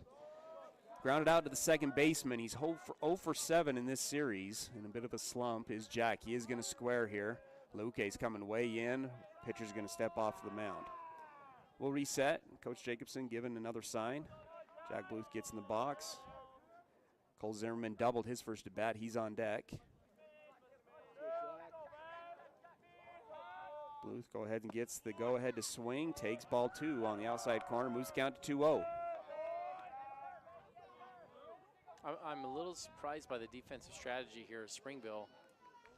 After 2 pitches and now you're 2-0, third baseman is still standing way in there. Again, about 75 feet away. Bluth has had success pushing the ball that way this year too. Jack is going to square. Now he pulls back, but it is in there for a strike. Moves the count to 2-1. 2-1 the count. Jackson Bolender takes the lead at first base. Led off the inning with a single up the middle. Now here we are with nobody out in a 2-1 count. Robles sets. Delivers the 2-1. Jack's going to square. Tries to bring it down the first base side. Misses, and so now we're back to a 2-2 count with nobody out. What these young players do as well, Tyler, when you bring in Luaki that far, is he actually opens up an opportunity for the hitter because he doesn't have an angle. If you push it into the triangle between the pitcher and the third baseman, if you play deeper, you can actually attack that ball and get it easier. But when you crash in the way he is before squaring, when you see the square, you're going to crash harder, but you actually cut off the opportunity to play defense as effectively. And I'd like to see Wasatch maybe try to push it that way. 2-2, good piece of hitting there from Jack Bluth. Goes over the shortstop's head. Shortstop can't jump up and grab it. Back-to-back singles for Jack Bluth and Jackson Bolender here in the bottom of the first inning. Good piece of hitting there from Jack with 2 outs. That's going to bring up Cole Zimmerman. Again, he had a nice double over the center fielder's head in his last at-bat. It's going to bring a trip to the mound from Mirror Lake Station for him, the catcher, Polson. Give us a chance to update you on boys lacrosse. They're now 4-6, 2-0 in region play. They beat Maple 8-7 on Wednesday. They will be hosting Spanish Fork today over at Rye Tree Stadium. That game set to start at 5 o'clock. The girls lacrosse team is 5-3 after beating Maple Mountain as well, 12-5 on Wednesday. They travel to Spanish Fork. Cole Zimmerman squares to bunt. After doubling, pulls back, and he gets a called strike. First baseman coming in hard. Lauke playing read it. About 5 yards in front of the bag at third base. Interesting spot there. Infield is shifted to the right field side. Zimmerman gets a pitch, and he's going to drive it the opposite way. Barrett coming over, can't make the catch, and it gets by him. Bubbles will score from second. Jack Bluth with good speed coming around first base. He'll be held up at third. Back-to-back doubles for Cole Zimmerman in the ballgame. That one brings in a run, and that moves the score to 4-2. Yeah, both of those balls were hit very well for Cole also, Tyler. And he's spreading the field. The first one, a power shot to the right center gap. That one driving it down the left field line. Zimmerman's got his bat locked in right now for Wasatch today. So Coach Polson has made the decision today to kind of go bullpen by committee. And looks like he's probably going to go to Lauke, Ty. Lauke, a good fastball. We saw him yesterday. He's limited on the pitches, but it is a pitching change. We'll take a break. Wasatch leads 4-2 here in the bottom of the third. Hi, this is Nicole with Mountain Refined Furnishings and Flooring. And if you didn't know, we've recently partnered with Mattress Warehouse of Utah to bring you the largest selection of mattresses around. The team at Mountain Refined prides themselves on making your home a place where you love to be. We offer a large selection of furnishings, flooring, window treatments, gifts, decor, and so much more. If you haven't been by lately, stop and check it out. You'll be pleasantly surprised. We're located at 480 North Main Street. Heber City Point S is locally owned and operated by Larry Rhodes and Brad Hyatt. They offer the best brand tires at low prices with extensive knowledge and experience of repair and services with no pressure sales. Only what you need. They've been taking care of cars, trucks, and trailers for over 20 years. No appointment needed, conveniently located, free shuttle service, and free Wi-Fi.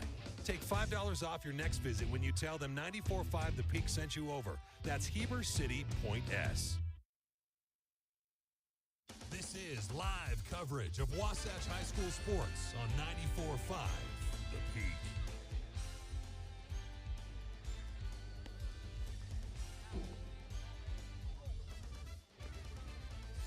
You're listening to Wasatch High School Baseball. Tyler Moss and Tyler Baird on the air with you. Thanks for making us a part of your Friday afternoon. And it's been good for Wasatch so far, leading 4-2 over Springville. Nobody out, runners on second and third for Wasatch, with Kelson Stocking coming up. That is your Dorius Dental scoreboard update. Doctors Dorius and Proctor take pride in making your mouth smile. For more information, visit DoriusDental.com. Lauke came in and closed out the game yesterday for Springville, got the save, struck out, and play after that. Springville had 2 hits like that in the top of the third, and Wasatch scores 2 more, moves the score to 6-2. Well, that's some luck there, Tyler, because that wasn't the greatest swing when you're not to 2 strikes. That was more of a 2-strike protection swing, but it was effective there. The outfield playing deep on Kelson, and he knew he just needed to do enough to get it out. One guy on first base for the number 9 hitter, Craig McPhee. He popped up to the shortstop his first time up. Bucat had a single on a bunt, so that's his second bunt of the game. Craig McPhee, 214 coming into today, 0 for 3 now in the series. Did have a hit by pitch yesterday. 6-2 the score. Wasatch scored 1 in the first, 2 in the second, and now 3 in the third. Currently leads 6-2. Woken up the bats a little bit in this game.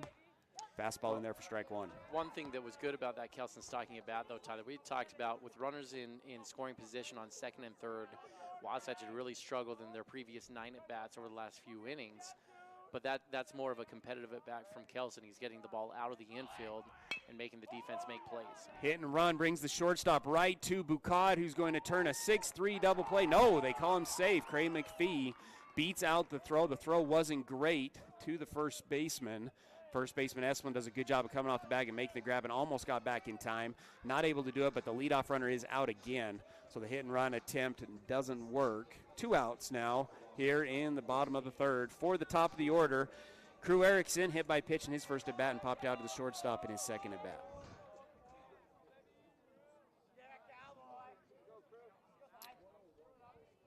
Coach Polson wants to talk to the umpire again about that one. I think he thought that maybe some help was needed on that play. It was bang-bang. It was close. I thought Esplin actually did a decent job of getting that ball back to the bag before Craig got there. Craig, with good hustle, was able to leg it out, and Wasatch gets another attempt here in the third. Curve ball outside for ball 1. Alex Gutierrez on deck. Reached on an error, Alex did in his last at-bat, but brought in a run. The 1-0. Another curveball. This one gets away from Polson, and Cray McPhee will advance to second base. So a duck on the pond now for Crew Erickson, who has, I believe, 11 RBIs on the year. 12 RBIs. 2-0 the count. Luque comes set, takes a look at Cray. Good speed at second base from Cray. 3 looks, delivers the 2-0. Fastball inside for strike 1. Those 12 RBIs from Crew put him 4th on the team this year. Crew, though, leads the team in runs scored. 24 runs scored by Crew. Gets a fastball on the inside part of the plate, saws him off. It's going to be a ground ball to the second baseman. Second baseman throws it over to first base Esplin in time, and that will do it for the bottom of the 3rd inning. Wasatch scores 3 on 4 hits, no errors from Springville, and 1 is left on base. It's 6-2 here on 94.5 The Peak. Gucci Goo Barbecue in Heber Valley is a premier barbecue restaurant. You can choose from finger-licking ribs, poppin' andouille sausage, tasty chicken, tender brisket, delicious pork, and yummy street tacos. Friday night dates, take that significant other for the smoked prime rib that melts in your mouth. Family-friendly atmosphere where everyone is welcome, quick service for dine-in or takeout, great quality food, and great value for your money. That's Gucci Goo in Midway on Main Street.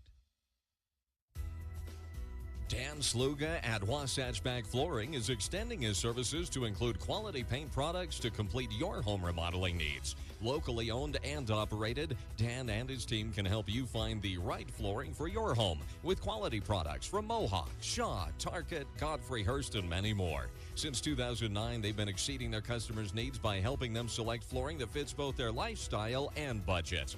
They've got you covered at Wasatch Flooring and Paints. Wasatch Back Grill and Deli is a family-owned and operated business serving great food and customer service in Heber City and Midway for over 7 years. For a burger with kick, try the Firehouse. Have a hankering for some seafood? Try fish and chips. Or try the Mandarin chicken salad. Their homemade recipes, freshly grilled burgers and sandwiches are complemented with unique sauces and homemade sides. They provide the best experience and highest quality food. Stop by today and try their great menu items. As a thank you to teachers, first responders, medical personnel, and military, get 15% off meals all year round. 5, 4, 3, 2, 1. KTMP Heber City and live sports coverage with Ty and Ty. Top of the 4th action brought to you by Wasatch Behavioral Health. Wasatch Behavioral Health was founded in 1967 to provide quality mental health coverage for all individuals within Utah and Wasatch counties. Wasatch Behavioral Health is a comprehensive community behavioral health center. We offer any array of programs and services for children, teens, and adults. First at bat of the game for number 15. That was Wilcox, a sophomore. He's going to swing at the first pitch and has a lazy fly ball to right field. Jack Bluth comes up, makes the grab, and there's 1 away here in the top of the 4th. Wasatch leads 6-2. They've scored in each inning, 1 run in the first, 2 in the second, and 3 in the third. Springville pushed 1 across in the first and the third innings. Brings up the leadoff hitter who hasn't had many opportunities. 2 base on balls in the game for Barrett. Team that has a chance to beat anyone just because of the arms that they can put out there, and knowing it's a 3-game series, that simplifies things a little bit. And they'll be a tough out for whoever they play in the state tournament. Big out right there. It was a 3-1 pitch that swung on and rolled over to the first baseman, Jackson Bolender, who fields it and steps on first base for the second out of the inning. Barrett has not gotten, he had, I believe, 5 straight at-bats of not reaching base in the series, and a big out there for the Wasps. Of reaching base, right? Of reaching base, 5 straight at-bats, yeah, where he got on. A lot of those came by walks as well. He's been hit by a pitch yesterday, walked a few times. 3 walks in the series and a hit by pitch. Brings up Esplin, the first baseman. Had a single up the middle in his first at-bat, lined out to the right fielder. A good swing, though, that went right at Jack Bluth playing right. He's going to swing at a ball out of the zone and foul it down the third base side, moves the count to 0-1. Zimmerman throwing out of the stretch to start this inning. Speaking of hit by pitches, Tyler, I've got your 4th inning Wasatch trivia for the day. See how you are with your stats here for Wasatch. Which Wasatch player leads the team in hit by pitches this year? Not hitting players pitching, but in the box, being hit by a pitch. 2-1 count after the ball. Well, let me think about it for a second. I've got. Yeah, you can I could probably as well, and you can always tweet at us at WHS Wasps or message in at us as well. Goes back to the windup and misses low and outside for 3-1. Now, my cheat sheet is underneath my scorecard here. I have it written down, but I won't look. Yeah, that's too easy. Let the listeners have a chance, too. We'll kind of stew on that and maybe come back to that in the bottom of the 4th inning. 3-1 pitch is low as well, but he gets him to swing at it, and it's fouled off. Moves the count to full with 2 outs. Gage Shee starting to get a little bit loose out in the bullpen. Top of the 4th action, Wasatch leads 6-2. The payoff pitch is a check swing foul. Reset at full. Wasatch in their 3rd straight series of going 1-1 and then going into game 3 to try to win the series. So collectively as a team, Wasatch is averaging just over 1 hit by pitch per game, where we're at with this, 27 on the year. One of those players has nearly 20% of those hit by pitches against them. Curveball is going to be lifted to right field. Can-a-corn catch by Jack Bluth. And that's the first Wasatch Physical Therapy 1-2-3 inning for Wasatch. No runs on no hits, no errors, and nobody left on base. 6-2 as we move into the bottom of the 4th. Hi, this is Abby Covarrubias, the Wasatch High School Student Body President. Did you know that parents are the #1 reason kids don't drink? Believe it or not, teens still listen to their parents. In fact, kids usually listen to their parents more than anyone else, including their friends. Utah kids report the #1 reason they choose not to drink is their parents' strongest approval. All kids need a parent's help to stay drug and alcohol free. Brought to you by Wasatch Behavioral Health and the Parent Bonding Project. Napa know-how. Your local Napa Auto Parts, Wasatch Auto Parts at 105 North Main Street in Heber City stocks auto parts, tools and equipment, and many other items for heavy-duty trucks, marine, and farming equipment. Stop in today at Wasatch Auto Parts, 105 North Main Street in Heber City, a proud sponsor of Wasatch Wasps Sports. Napa know-how. This is live coverage of Wasatch High School sports on 94.5 The Peak. You're listening to Wasatch High School Athletics, brought to you by Dorius Dental, who offers no surprises of dental treatment with Doctors Dorius and Proctor. Let Dorius Dental make your mouth smile. For more information, visit DoriusDental.com. Alex Gutierrez comes up to plate to lead off the bottom half of the 4th. Walked in his first at bat, reached on an error to the second baseman. That error brought in a run. He's going to take 2 pitches on the inside part of the plate for balls 1 and 2. Nick Greenhot had another good day at the plate on Wednesday against Mount St. Vincent. Nick went 2 for 3 with a double and 1 run scored. Also had a walk and a hit by pitch. 0-2 pitch is going to be swung on by Gutierrez. It was a curveball. Doesn't get much of it. It's going to go right back to Lauke, who's going to field it, throw it to first base. And there's 1 away here in the bottom of the 4th. Nick's now hitting .281. Vassar got the win 11-8 in that game as well. It's going to bring up Chet Wilson, who reached on a single on a bunt in his first at-bat and then flew out to left field in his second at-bat. .390 coming into today. Currently hitting 3 for 7 in this series. Takes a curveball in there for strike 1. Doesn't have the same velocity as he had yesterday on the mound, does Luque. The curveball looks good. Comes with another curveball. That one in there too, man. Wide range there, a little bit up in the zone to a little bit down in the zone. Both pitches called strikes. Moves the count to 0-2 with 1 out here in the bottom of the 4th. Chet calls time and we'll reset with an 0-2. Jackson Bolender on deck. Bolender 4 for 6 in the series. Nice curveball, gets Chet swinging. Polson drops the ball, throws it to first to Esplin. Esplin makes the catch, and that's 2 away now here in the bottom of the 4th. Went outside curveball, and then came back with a curveball on the inside. Fooled Chet. Chet goes down swinging. It's going to bring up Jackson Bolender, grounded out into a double play in his first at bat, but did bring in the run on the double play. Singled up the middle last inning. Again, 4 for 6 in the series.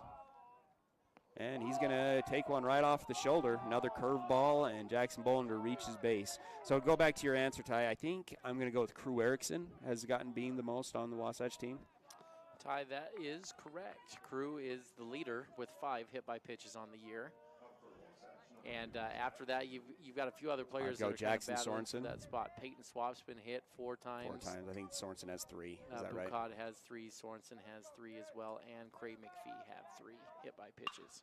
Jack Bluth's going to single up the middle. Little sing-eye single up the middle. As Wasatch with 2 outs, producing 2 base runners, a hit by pitch. Now Jack Bluth, who has his second single of the day, was 0 for 7 in the series, but back-to-back singles for Jack Bluth. He's been able to get his bat going, and that brings up the hottest hitter in the lineup right now. 2 bats especially in this game. Cole Zimmerman, Tyler, has really gotten going, coming up, as you're pointing out, and then Jack Bluth. Good to see them get rolling. Wasatch was playing their best baseball when those bats were hot in the beginning of the year. Cole Zimmerman 2 for 2 with 2 doubles in the ballgame. Has another chance with the duck on the pond. He's going to swing at the curveball. It's going to go foul down the first base side. Luque's gone off into that curveball in this inning.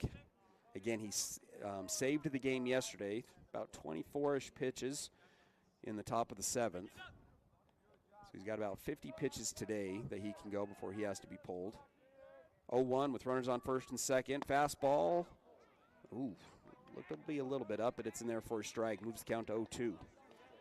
Kind of pitching backwards, as they say, Ty. Usually you see pitchers get ahead with the fastball, and then they go to work with the curveball. He's getting ahead with the curveball and then using the fastball. Shortstop vacates. Cole swings, gets a piece of it, and it'll be fouled off. Big 5-6 hole over on the left-hand side as the shortstop was standing on second base. I think he wanted the ball to try to pick off Jackson Bolender. Yeah, because that would not be the move here. Cole's more of a inside-out swing, and you've got high velocity on the mound. That's just inviting a single to be hit to that left side. 0-2, way outside. Moves the count to 1-2. Wasatch had the first 2 guys get out in the inning, but a hit by pitch and a single by Jack Bluth, and Wasatch is threatening with 2 outs. You know, it's not automatic, Tyler. A lot of times people think it is. You get a lefty up and the shortstop's going to cover automatically. That's largely dependent on your pitcher. And Luaki is a hard-throwing pitcher, right-handed, and he's pounding the outer half of the zone with an inside-out swing. Really should be the second baseman holding on here. 2-2 the count. Deuces with 2 outs. 2 guys on. Luque comes set. Delivers on a slide step. Curveball too far outside. Moves the count to full. Runners should be going now with 2 outs. Good speed from Jack Bluth at first. A gap shot would score Jack. Jackson should score on a single now from second. Full count. Again, Cole 2 for 2 today with 2 doubles. 1 look at Bolender. Now 2. Delivers the payoff pitch. Cole swings at a pitch outside the zone probably, but he'll foul it off, protecting the plate, and we'll reset. Yeah, I think that's probably ball 4. But something coaches like to say to their players is don't leave it in the hands of the umpires. If it's close, don't give them a chance to punch you out, foul it off, and try to play another one. See if you can get a better pitch to hit here. We'll reset again. Back, pick. Jackson Bolender all over it, and we'll reset. First and second, 2 outs. 6-2 the score. Wasatch trying to add on to it. Luque, 1 look, delivers the payoff. Fastball again, it's fouled off over into the soccer field. Well, that was a better pitch to hit, Tyler, but it looked like Cole might have just had in the back of his mind a breaking pitch. Yeah. To be looking for that, he was late on that fastball. It was up in the zone, but he missed it. Doing a good job, though, in the box. Cole's swing looks good. Burn to the center fielder, and then burn the left fielder. And we'll reset again. Again, full count. Runners go, and that's ball 4. Loads the bases, so after the first 2 guys get out, Wasatch loads the bases, and that's going to bring up Kelson Stocking, who had a 2 RBI single up the middle in his last at-bat, walked in his first at-bat. Check swing single up the middle was what Kelson Stocking had against Luque. It was the first batter that Kelson faced, or that Luque faced in the ballgame. Kelson's bat's been coming on a little bit more as of late, Tyler. He's had a good last couple series, catching well. See if he can come up with another big 2-out hit. It seems like some guys just keep coming to the plate with runners in scoring position. Kelson being one of these. Fastball misses for ball 1. Goes back into the windup. The 1-1 swung on, fouled off this catcher's face mask, and we'll reset at 1-1.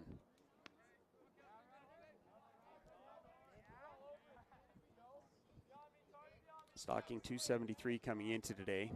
Had 3 strikeouts in the series, but he's been good today. Another fastball in there for strike 2. 1-2 the count with 2 outs. Not all strikeouts are created equal too, Tyler. I felt like his strikeouts on Tuesday, he got the very best from Barrett. It seemed like Barrett's 2 or 3 best pitches that he threw were some breaking pitches that Kelson Stocking saw. He was overmatched on Tuesday for sure in that one. 1-2, fastball too far outside, resets at 2-2. They went with the shake-off fastball, Ty, that you like to go with as the pitching coach. Now it's going to bring up deuces, 2-2 with the bases juiced. Carter Bucott on deck for the Wasps. Wasatch has scored in every inning, need a base hit here to get a run here in the bottom of the fourth.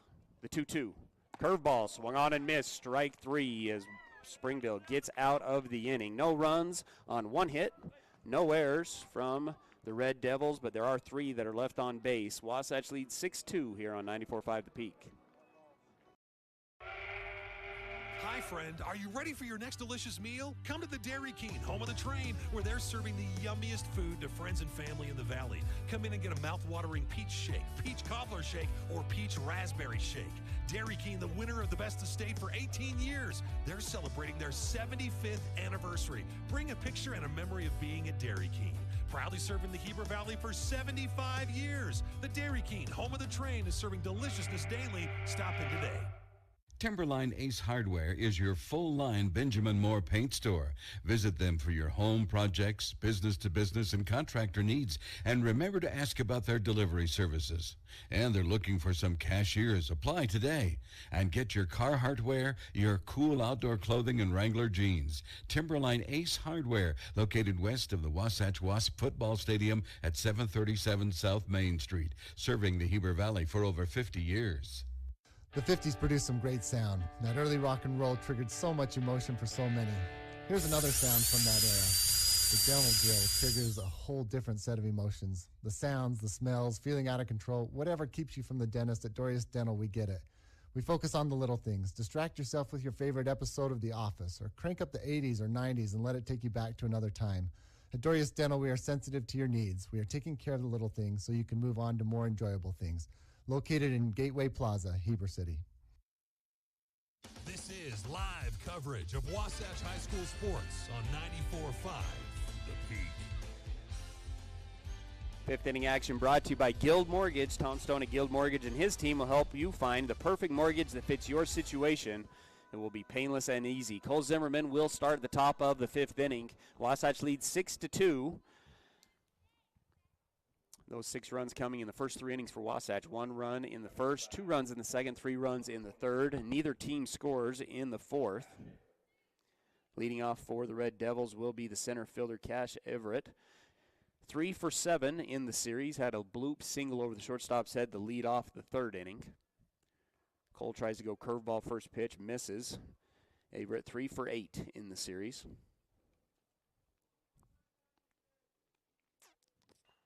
Swings at the second one. It'll be fouled off. Moves the count to 1-1. Ball nearly got somebody behind there. Had the admin worried about it. 1-1 the count. Fastball outside. Moves the count to 2-1. Gage Sheesh is throwing in the bullpen. Had a nice save against Salem Hills in Game 2 last week. 2-1 outside. Moves the count to 3-1. Averett's played a good center field, but did get burned by Cole Zimmerman earlier in the game today. 3-1, fastball swung on, another foul ball, moves the count to full. Colts had a good game on the mound here, Tyler, for Wasatch. At first couple innings, he was a little bit wobbly, as I pointed out, as far as throwing strikes consistently, but he's really settled down over the last couple, and he keeps pounding the zone here. Another foul ball. Yeah, gets Everett to swing at one that's a little up in the zone. We'll reset with the count full. How many pitches is Cole at now? Yeah, puts him at 79. It's probably going to be it if he finishes this one. Comes with a fastball and gets him swinging. Good at bat there from Cole Zimmerman as he goes down 3-1, but then comes back with 3 straight strikes, couple foul balls, and then gets Everett swinging on a fastball on the outside part of the plate. That is strikeout number 4, brought to you by Physical at the Pit Stop. Brings up the number 4 hitter, Lauke, currently on the mound for the Red Devils. Hit by pitch in his first at bat and singled to right field in his second at bat. He'll take ball 1, which is a curveball. 3 for 7 now in the series. Well, we've got a break. Kelson's going to go out to the mound. Tyler, I find these stats to be kind of fascinating here. Cole Zimmerman started this game out 17 balls, 18 strikes when he got to 35 pitches, so right around 50%. From that point on, he's actually been 70% strike throwing. 31 out of the next 45 he's thrown for strikes. And he's had a little bit more success in the zone. So he's settled in for some reason. And that's not normally been the case. Cole's actually come out a little bit better in the early innings this year. And then maybe he's struggled a little bit later on. But let's see if he can get maybe 1 or 2 more innings here for Wasatch. Does fall down 3-0 here to Lauke. I apologize. It's not Gage Sheesh getting ready in the bullpen. It's Blake Sweat getting ready in the bullpen. So we might see the freshman. Now Gage is out there. Maybe I'm seeing things. I'm pretty sure it was 44 out there like literally 2 seconds ago. But now it is Gage, and he's getting loose pretty quick. Coach Watkins is going to come out. First trip to the mound, again brought to you by Mirror Lake Station. Best donuts in Utah. The Mirror Lake Station is your stop for gas, groceries, and goodies. Owners David and Kristen Wade invite you to swing by and say hello this season at Mirror Lake Station. Well, Ty, how about a Gordon Law Group stat update for our listeners? This Wasatch baseball team has almost finished the season, believe it or not. 11-10 on the year of the Wasps. They started off the year 1-7, though, and then they've gone on a bit of a roll, winning 10 out of their next, 14 games. Yeah. Is this Wasatch team. They found a lot of success here in recent time. Looks like that's ball 4, and Luaki's going to go down to first base, Ty. But leading the team on that one there, Jackson Bolender is your team leader in batting average. A lot of and that might stun you. You may hear Jackson Bolender and think, okay, we're talking pitching. And he is the leader, of course, of the staff pitching-wise as well, but he's still hitting .515 on the year. Bolender has 10 RBIs, 1 home run, 1 triple that he hit yesterday, 3 doubles, and then a handful of singles in there as well. And then right behind him is Crew Erickson at .418 now on the year as Crew comes into this game. Those are your top 2 batting average, and then Chet Wilson rounds out the top 3 at .390 for Wasatch this year. Those are your top 3 batting averages. Runner on first, 1 out here in the top of the 5th. The hitter will be the catcher, Polson, struck out looking in his last at bat. Takes strike 1. As Cole Zimmerman walked the number 4 hitter on 4 straight pitches, but now comes back with a strike. Infield today for the Wasps, Chet Wilson playing third, Carter Bucad playing short, Cray McPhee playing second, and Jackson Bolender playing first. Kelson stalking behind the dish. Pickoff move, not in time, easily gets back. A little bit of a glimpse into the future, Ty. Junior at third, sophomore at short, and a junior at second. And then your outfield, you also have 2 juniors in left and center field. Fastball outside, moves the count to 1-1. Yeah, so the pieces there is, of course, your first baseman, a senior, catcher, a senior. And right fielder right now. Right field, a senior. Everybody else underclassmen. A lot of youth still on this team. The big questions is on the mound. Your top 3 starters, at least, Cole Zimmerman is your number 4 right now, are all seniors. So who's going to fill that role on the pitching staff looking forward to next year? Gets a swing and a miss on the 1-1. Moves count to 1-2. Polson had a sacrifice bunt RBI, a squeeze play in the first inning. They brought in one of the 2 runs. 1-2 pitch, curveball up in the zone. Then struck out looking in his second at bat. 2 for 7 in the series is the catcher. Had the lone RBI in game 1. The 2-2. Swung on and missed. Second strikeout of the game for Polson. 5th strikeout of the game for Cole Zimmerman. Fastball's working today. He's not landing the curveball very much, Ty, but the fastball, he's got some tail on it today, and it's been good. 5 strikeouts now for Cole Zimmerman, and we now have 2 outs here in the top of the 5th. It's going to bring up the designated hitter. Struck out in his first at bat and then had a single, a little bloop single in his last at bat. He's going to swing at this one. He barrels it to left center field. Tragan Shaw back. Great play from Tragan Shaw in left field as he makes the catch over his shoulder. And Wasatch gets out of the inning. Great play from Tragan. So smooth, Tyler. We'll go ahead and keep it here for our Guild Mortgage 5th inning stretch. But it's just things that you don't get to see because you're always watching the ball, right? And so it's hard to see some of these things. But that was such a good jump on that ball from Tragan. A nice prep step, and that's not easy. A lefty sitting there in left field, that ball was over his non-glove hand, and so it was a drop step to start, and he's just so fundamental, such a smooth glide to the baseball, and he just made that play look so easy. In comparison, you've seen twice Cole Zimmerman burn Springville defenders in the outfield on plays just like that they couldn't read, and Cole easily was able to get doubles. So shout out to Tragan on a good play. Ty, why don't I take a minute to go over a Gordon Law stat recap during this Guild Mortgage 5th inning stretch. If you're just joining us, Wasatch is leading 6-2 over Springville heading into the bottom of the 5th inning. And it's been a fun game because there's been action primarily throughout the whole game.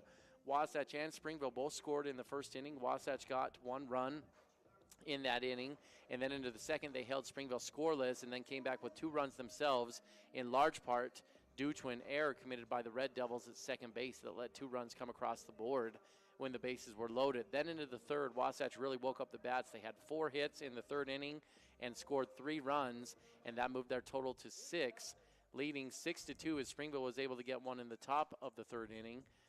And in the fourth, neither team scored, and that brings us to where we're at right now. Wasatch and Springville, 6-2, bottom of the 5th inning. Yeah, good outing here for Colty. 5 innings pitched, only 2 runs given up, 4 hits given up as well. He's been good. He's had a couple of hit batters and a couple of walks, 5 Ks for Cole Zimmerman in the game. It's going to bring up the leadoff hitter here in the bottom of the 5th will be Carter Bucad. Carter Bucad with 2 bunts. He had a bunt single in his first at bat and then had a fielder's choice bunt as he bunted it back to the pitcher in his second at bat. You had a few games, Tyler, where you bunted multiple times in your career. Ever have a game where you didn't record an official at bat because you sacrificed? I'm sure I did. Kelson Stocking was close the other day in 4 at bats. He only had 1 official one with a sac fly, a couple bunts, base on balls. Yeah, Luque looks fatigued here in this bottom of the 5th tie. 3 straight balls to Bucad. And if you're Coach Jacobson, you might go ahead and say to the bottom of the lineup here, you have 8-9. Go ahead and take till you get a stride, get the pitch count up a little bit, and get more into the bullpen. He has about 17 pitches left before you have to take him out. Comes with a curveball there, so moves the count to 3-1. Actually, I think that was just back to the fastball, just not as much on that fastball. Watching his warm-ups, he looked like he was a little stiff, just a little fatigued on the arm. 3-1 the count now.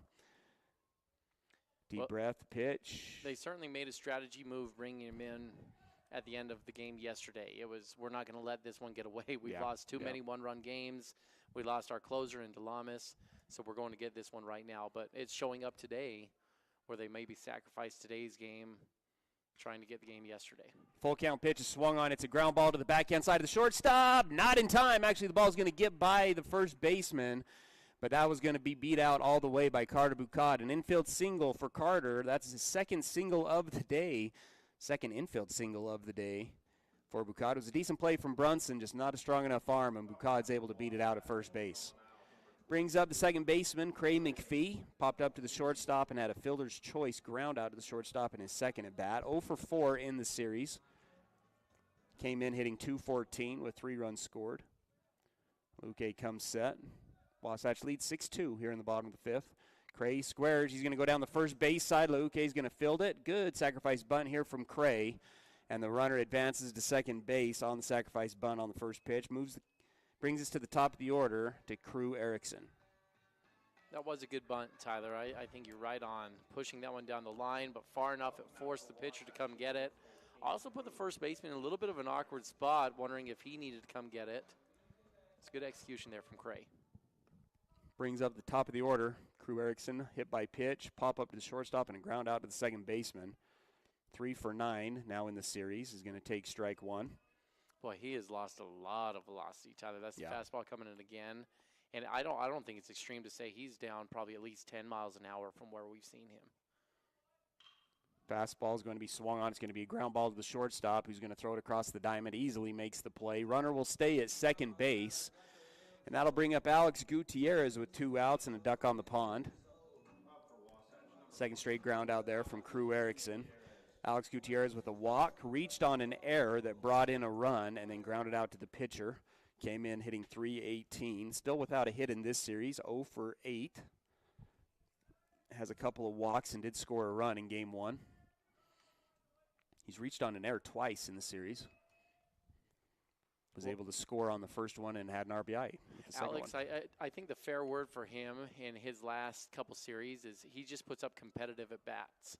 And whether that's drawing a walk or putting a ball in play, he just puts up some competitive at-bats. Nice ground ball, or nice curveball there from Luque. Gets a swing and a roll over to the second baseman. Second baseman fields it, throws it to first. And Wasatch is retired, so the leadoff single doesn't result in anything. No runs on 1 hit. No errors, 1 run. Runner is left on base. It's 6-2 here on 94.5 The Peak. You might be used to having someone ask you the question, what is it that you need? I think that's limiting. I'm going to take you through a 6-step process, and it's simply answering questions. And it might not just be home. It might be that you want that fancy new car. It might be that you want trips. It's your list. What is it that you really, really want? Call Tom Stone at Guild Mortgage in Heber City. Tom Stone, MLS 257849. Guild Mortgage Company is an equal housing lender. MLS 3274. All loans are subject to underwriter approval. Terms and conditions may apply. Subject to change without notice. Hi, this is Nicole with Mountain Refined Furnishings and Flooring. And if you didn't know, we've recently partnered with Mattress Warehouse of Utah to bring you the largest selection of mattresses around. The team at Mountain Refined prides themselves on making your home a place where you love to be. We offer a large selection of furnishings, flooring, window treatments, gifts, decor, and so much more. If you haven't been by lately, stop and check it out. You'll be pleasantly surprised. We're located at 480 North Main Street. Heber City Point S is locally owned and operated by Larry Rhodes and Brad Hyatt. They offer the best brand tires at low prices with extensive knowledge and experience of repair and services with no pressure sales. Only what you need. They've been taking care of cars, trucks, and trailers for over 20 years. No appointment needed, conveniently located, free shuttle service, and free Wi-Fi. Take $5 off your next visit when you tell them 94.5 The Peak sent you over. That's Heber City Point S. 5, 4, 3, 2, 1.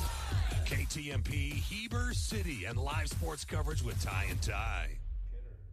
Top of the 6th inning action brought to you by Wasatch Back Grill and Deli, a family-owned and operated business that has been serving great food and customer service in Heber City and Midway for the past 7 years. Pinch hitter here for Springville will be Akiona, number 17. He's going to take strike one, and Gage Sheesh on the mound now for the Wasps. Gage closed out that impressive victory over Salem Hills.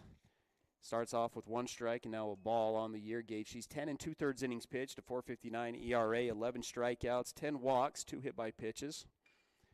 Gets him to swing at the 1-1. It's elevated to shallow center field. Crew Erickson comes up and makes the catch, and that's 1 away here in the top of the 6th.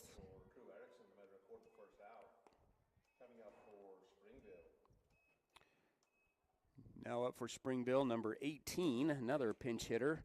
This will be Thorpe, was in the lineup yesterday, went 1 for 5 in the series with a couple of strikeouts. He's 2 for 6 on the year. He's going to end up hitting in the number 8 spot. 1 away here in the top of the 6th. Wasatch leads 6-2. Action-packed first 3 innings. Wasatch scoring 6 in the first 3. Springville scoring 2. Both teams go scoreless in the 4th and 5th innings.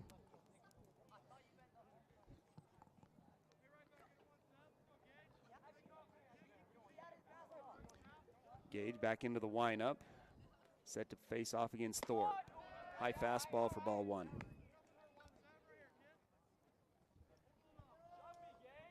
A couple of defensive changes as well. Jack Bluth now in left, and Cole Zimmerman will go to right. Curveball, not in there for a strike. Thorpe thought about swinging at it, holds back, and now the count is 2-0. So infield stays the same. Stocking still behind the dish. But Jack Bluth moves to left, and Zimmerman will go to right. Tragan Shaw will come in. Fastball outside corner, gets the called strike, moves the count to 2-1. Sheesh back in the windup, delivers the 2-1. Fastball, and there for strike 2, moves the count to 2-2. How much do you think Gage has put on his fastball, Tyler, from last year? Oh, he's increased quite a bit, Tyler. That one came in just below 80 miles an hour. And when we had him on the gun, he was about 72, 73 last year. Curveball swung on, good ground ball to Carter Bucad, fields it clean, throws it to Bolender, and that's 2 away in the top of the 6th. So I think on a good day, you're looking at probably 7 or 8 miles an hour harder here for Gage between the sophomore and junior year. That's a huge jump. If you can make 3 or 4 miles an hour in a year, you usually will take that. It's going to bring up the third baseman, Wilcox. Didn't start the game, came into the game with the pitching substitutions. Second at bat, he's going to swing at this one. It's going to be a foul ball down the right field line. He popped out to the right fielder in his last at bat. That was his first at bat of the series. Hasn't had a lot of at bats or action on the year. In fact, I think this is his first varsity at bats. Fastball outside for ball 1. 1-1 the count here with 2 outs. Gage back into the windup, delivers the 1-1. Swung on, it's going to be a ground ball to the backhand side. Bucad can't handle it, it's going to go off his foot. And Wilcox will reach base. So once again, 2 outs with nobody on, and Wasatch allows the number 9 hitter to get on. How you ruling that one? Well, I'm processing it here still, to be honest, is that was one of the few times the prep step for Carter got him on the wrong side. He was leaning the wrong way as that ball was hit. And it's probably more of a routine ground ball, so we're probably going to give him the air on that one. And he made it look harder on a backhand than it needed to be because he didn't have his balance coming through. It's a big deal. It's going to bring up the leadoff hitter, Barrett, and Barrett's going to take a daddy hack at that swing. Misses, and it's going to move the count to 0-1. Barrett grounded out to the first baseman his last at bat. That broke a streak of 5 straight plate appearances of him reaching base dating back to the last game. Curveball low and outside. Stocking does a good job of sliding over and smothering it. Moves the count to 1-1. Wasatch holding on to a 4-run lead right now. Gage sets out of the stretch. First time we've seen him out of the stretch after retiring the first 2 batters. Delivers the 1-1. Low again. Moves the count to 2-1. Take a look at the Region 9 standings. Ty Spanish Fort continues to roll 10-1 after a couple of wins over Maple Mountain. Salem Hills swept Provo. They're at 7-5. Provo now 2-10 on the year. Fastball swung on and fouled straight back. Just missed that one. Moves the count to deuces, 2-2. Maple at 4-7. They finish up their 3-game series with Spanish Fort today. Wasatch at 8-3 and Springville at 3-8. Second to last series. Weird to think that we're almost done. 2-2 count with 2 outs. Kind of gets on you quick, Tyler. When you go down to St. George 2 weeks in a row, you play about a third of your season right there. Curveball in there for strike 3 as Barrett goes down looking. That's a heck of a pitch there from Gage Sheesh. Physical at the pit stop, strikeout as Wasatch retires the side. No runs on no hits, 1 error, and 1 left on base. It's 6-2 as we go into the bottom of the 6th. Gucci Goo Barbecue in Heber Valley is a premier barbecue restaurant. You can choose from finger-licking ribs, poppin' andouille sausage, tasty chicken, tender brisket, delicious pork, and yummy street tacos. Friday night dates, take that significant other for the smoked prime rib that melts in your mouth. Family-friendly atmosphere where everyone is welcome, quick service for dine-in or takeout, great quality food, and great value for your money. That's Gucci Goo in Midway on Main Street. Dan Sluga at Wasatch Flooring is extending his services to include quality paint products to complete your home remodeling needs. Locally owned and operated, Dan and his team can help you find the right flooring for your home with quality products from Mohawk, Shaw, Target, Godfrey Hurst, and many more. Since 2009, they've been exceeding their customers' needs by helping them select flooring that fits both their lifestyle and budget. They've got you covered at Wasatch Flooring and Paints. This is live coverage of Wasatch High School sports on 94.5 The Peak. Sixth inning action here at Wasatch High School, brought to you by Mirror Lake Station, voted best donuts in Utah. Mirror Lake Station is your stop for gas, groceries, goodies, and more. Stop on in at Mirror Lake Station, located in Camas. Wasatch leading 6-2 in the bottom of the 6th. Luque is going to stay on the mound. It's going to be a fastball to Wilson. Wilson's going to pop up behind second base. Shortstop Brunson comes over and makes the catch. Makes Wilson 1 for 4 on the game. Brings up Jackson Bolender. He's having himself a good series. Was hit by pitch in his last at bat. 4 for 6 in the series. 3 singles and a triple. Luque down to, I think, about 8 pitches, right, Ty? Is about where we're at with Luque. Yeah, he's at 42 right now. He'll come set out of the stretch, delivers. Curveball inside, ball 1. That was a similar pitch to what got Jackson on his last at bat. On deck is Jack Bluth. Jack Bluth 2 for 3 today with a couple of singles. This one swung on, nice barrel through the 5-6 hole as Jackson Bolender continues to hit well. That is hit number 5 in the series for Jackson Bolender, and he didn't even hit in game 1. Didn't hit in game 1, and now 5 hits in the last 2 games for Jackson Bolender. Well, maybe he should have hit in game 1 Yeah, the way maybe. he's swinging it, huh? He got 5 hits over 2 games. That's pretty hot. 6-2 the score here in the bottom of the 6th. Brings up Jack Bluth, 2 for 3 in the game with a couple of singles. 1 out guy on first. Luque delivers inside, ball 1. Give a shout out to Gage Sheeshtai. Just been impressed with him coming in. That's a big time moment there. He did have 2 outs, but Barrett's been the most intimidating hitter, in my opinion, for Springville in the series.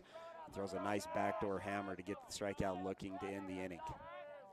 1-0, pickoff move over to Bolender at first. I think that's a fatigue pickoff there, Ty. I don't think he's worried about Bolender going anywhere. There's a real visible difference with Luaki, isn't there, on the mound right now? He just, even throwing his warm-up pitches, he wasn't really throwing pitches. He was just kind of tossing the ball in there like, okay, I got to go through the motions before we can get this inning started. And he just looks tired. Talk to us a little bit, Ty, as a pitching coach. You know, Wasatch comes in today. Bolender's been your Game 3 starter in all the series. Wasatch opts not to go with him today. They go with Zimmerman. And if they're able to hold on and get this victory, how big a deal is that to get this Game 3 victory and allow Jackson Bolender to get back rested and then be able to come back next week? Well, you will have essentially stolen a full week of rest because he rested because of other rain issues with Salem. He rested for almost 2 weeks between that one. So really almost 2 weeks of extra rest, and then you won't have him really throwing this week at all, and then you'll probably hold him till Thursday next week. But they do need to start taking a glance at the state tournament. The state tournament is set up in a way with these 3-game series that you've got to go with your ace first if you want him to be able to come back and throw the next week in the opening game of that series as well. And so Wasatch now needs to start figuring out, do we pitch Jackson on Tuesday next week and make sure he's ready to go for Game 1, which would be the following Friday, or do we pitch him on Thursday and then just give him a full week's rest there? So there's some decisions that this coaching staff probably needs. Probably the most likely scenario, Ty, is you hold him until Thursday, you pitch him Game 2 at Spanish Fork, or even Friday, and then he gets a full week of rest and just stays kind of on that week rest, and then he opens Game 1 of your first game series in the postseason. Jack Bluth earns a walk on 5 pitches. So we have runners on first and second for Cole Zimmerman. It's going to bring a trip to the mound for Coach Polson. This is going to be a pitching change. We'll go ahead and take a break. When we come back, it'll be Cole Zimmerman, who's 2 for 2 today with a couple of doubles with runners on first and second. Wasatch Back Grill and Deli is a family-owned and operated business serving great food and customer service in Heber City and Midway for over 7 years. For a burger with kick, try the Firehouse. Have a hankering for some seafood? Try fish and chips. Or try the Mandarin chicken salad. Their homemade recipes, freshly grilled burgers and sandwiches are complemented with unique sauces and homemade sides. They provide the best experience and highest quality food. Stop by today and try their great menu items. As a thank you to teachers, first responders, medical personnel, and military, get 15% off meals all year round. Hi, this is Abby Covarrubias, the Wasatch High School Student Body President. Did you know that parents are the #1 reason kids don't drink? Believe it or not, teens still listen to their parents. In fact, kids usually listen to their parents more than anyone else, including their friends. Utah kids report the #1 reason they choose not to drink is their parents' strongest approval. All kids need a parent's help to stay drug and alcohol free. Brought to you by Wasatch Behavioral Health and the Parent Bonding Project. Napa know-how. Your local Napa Auto Parts, Wasatch Auto Parts at 105 North Main Street in Heber City stocks auto parts, tools and equipment, and many other items for heavy-duty trucks, marine, and farming equipment. Stop in today at Wasatch Auto Parts, 105 North Main Street in Heber City, a proud sponsor of Wasatch Wasps Sports. Napa know-how. This is live coverage of Wasatch High School sports on 94.5 The Peak. Wasatch Physical Therapy and Sports Medicine, your rehabilitation specialist dedicated to your total recovery from all injuries. Let Dan Ivy and his team get you back to 100%. Cole Zimmerman, 2 for 2, 2 doubles and an RBI in the game today. He's 3 for 7 in the series. He's played well. He has 2 RBIs, had the lone RBI of game 1. Comes up with runners on first and second. Swings at the first pitch, and he'll foul that one off. The pitcher right now for Springville is the second baseman, Ash. Comes into the game. Only 1 appearance, didn't record an out. Gave up 1 run on 2 batters faced. One of the walk-off losses that Springville had in this season. Nice pitch there in the bottom part of the zone, goes up 0-2. 1 out here in the bottom of the 6th. Wasatch leading 6-2, 3 outs away from winning yet another series. 0-2 pitch, swung on. This one's driven to deep left field as well. Barrett had one step up, and it's going to go over his head. Barrett drops it. Bolender's going to score. Jackson's going to try to get to third. We're not going to give the double to that one. That one went off of Barrett, but that ball was smoked again, and Barrett took one step in and just flat out misjudged it. And that's going to be another RBI. But, man, Jackson Bolender is seeing the ball well, and he is smoking the ball in today's game. Cole Zimmerman on that swing there, Tyler. Who did Jackson I say? Bolender. Gosh, dang it. You also gave Jackson Bolender credit from going from first and second base on that one. Jack Bluth was the one that rolled into third there. So resetting it, Zimmerman on second, Bluth on third, and Bolender scored. Like I said, I'm Donovan Mitchell of our relationship here. Ball outside to Kelson Stocking, who has an RBI. 2 RBIs. Jackson in the Bolender game. can't swing, run on first and second. I don't know. base all on He's the pretty same good. plate, Ty. He's pretty good. He's pretty good. Cole Zimmerman with his third double of the day. That ball did go off of Barrett's glove, and he made it look, I don't know. You can make the decision. I think we make him look good and just call it 3 doubles. Well, unfortunately, I was looking down trying to make a few book changes here, and I didn't see it. Barrett got a glove on it, and it should have been caught. Infield's going to come in here against Kelson Stocking. We got runners on second and third. Wasatch leads 7-2. That pitch is in there for strike. Jack Bluth at third. Cole Zimmerman at second. Curve ball inside, too far inside. Moves the count to 1-1. On deck is Jackson Kelson, set to pinch hit for Carter Bucad. Fastball too far outside, moves the count to 2-1. Tyler, another stat just to throw at you. It's been a good stretch for Wasatch baseball against Region 9/Region 8 opponents.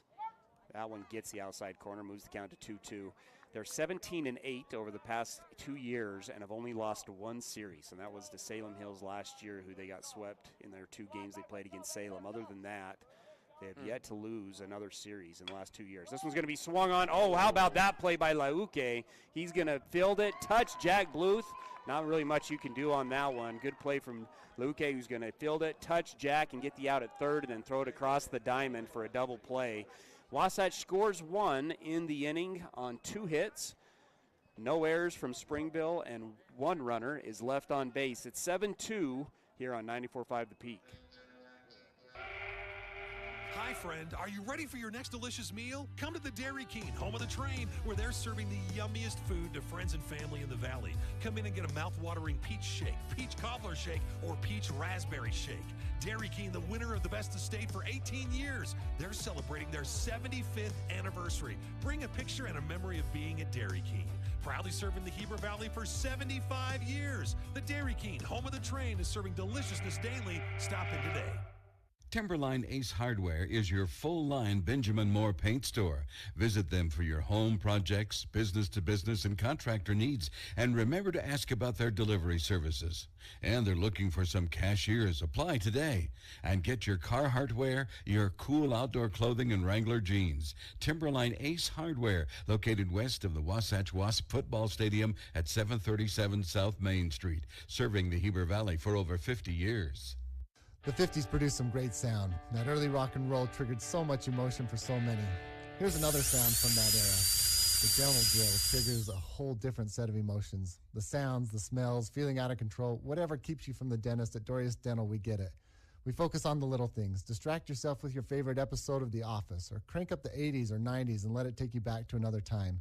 At Dorius Dental, we are sensitive to your needs. We are taking care of the little things so you can move on to more enjoyable things. Located in Gateway Plaza, Heber City. This is live coverage of Wasatch High School sports on 94.5 The Peak. From the words of Gucci Goo's customers, this barbecue is super good. The nachos and sundae were amazing and definitely ate more than we should. The portions are perfect for a single person, and a combination of good meat, sauces, and texture made these absolutely amazing. I definitely will be back here again. Leading off the top of the 7th for the Red Devils will be Esplin. Singled up the middle and then a couple of lineouts. Gets ahead 2-0, but Gage comes back with a strike there, moves the count to 2-1. To finish my thought tie on the Wasps, 11-2 at home during that stretch over the past 2 years against the Region 9. And again, Region 9's good. Like last year, number 1, 2, and 3 at the end of the year were all coming from Region 8 at the time, now Region 9. And Wasatch has been good against this region. Swung on pitch here. It's going to be a tough play for Chet. He's going to barehand it. Makes the play, but not in time. Esplin lays it out. That's a pretty good play there from Chet Wilson. And just a tough break, and the leadoff guy's on for Springville. Yeah, Ty, back to your thought there. That's not abnormal for this Region 8, now Region 9, to have two teams in the state finals. We've seen Spanish and Maple Mountain specifically square off a couple times, and then a few other years Salem Hills has been at the top of the list. And it's really been those three that have really ran the show, Tyler. And it's usually been a dogfight for the last spot between Provo and Springville and Wasatch in there. But Wasatch has slowly been creeping their way up in there. They took second last year in Region 8 play. This year they've got a shot still to win the region title. And so this team is kind of rising up to the top of the region standings. And hopefully they can get it done. Now with 3 region losses, Spanish Fork only with 1, Wasatch would need a sweep or at least 2 wins and then have the tiebreaker, I guess they would, over Spanish Fork. Good piece of hitting here from Averett. He's going to swing at a curveball inside. He's going to fist it over the second baseman's head for his second single of the day. And so Springville leads off this top of the 7th with back-to-back singles and brings up Lauke, who's got a hit by pitch, single, and a walk in the game today. Yeah, so just as you look at the standings, Ty, if you were going back to the old style of only the top 4 teams making it, Wasatch will have clinched. Still second place in doubt. They're only 2 games ahead of Salem Hills. Salem Hills with 5 losses, Wasatch with 3 losses with this one pending. So they don't have second place locked up. They tied for second last year. In fact, there was a 3-way tie for second place last year between Wasatch, Spanish, and Maple. But Wasatch is pretty securely in a nice position, I guess is how I should phrase this, because they do have the series win over Salem for that tiebreaker. And so if you get one more win, talking about this one, I'm assuming this win here, and then you get one against Spanish Fork, then you're very worst second place. But really, you're in a dogfight for the region title if you get the first one against Spanish. 1-2 pitch, too far outside. Moves the count to 2-2. Nobody out here I didn't fall off. That was my clipboard, if you heard that. 2-2, nobody out. Runners on first and second for Springville. Wasatch 3 outs away from winning the series. 0-2 pitch, just a little bit outside. Moves the count to full. That was a legit, just a little bit outside, not a sarcastic. Not the sarcastic one. No. Luake, though, was kind of licking his chops on that, Tyler, looking for that outer half pitch. Full count, tries to go with the curveball. Ooh, thought he got it. No, it's going to be back-to-back walks for Luake. And the bases are now loaded. Wasatch leads by 5, but nobody out here in the top of the 7th. Brings up Polson. Polson's had a rough day at the plate. Did have a sacrifice bunt for an RBI in his first at bat, but then has struck out twice. Nice comeback fastball there. Single walk is where we're at right now in the top of the 7th. Wasatch trying to hold on to the 7-2 victory. Another fastball, this one too far high and outside. 1-1 the count. Tragan Shaw getting loose in the bullpen. 1-1, nice curveball in there for strike 2.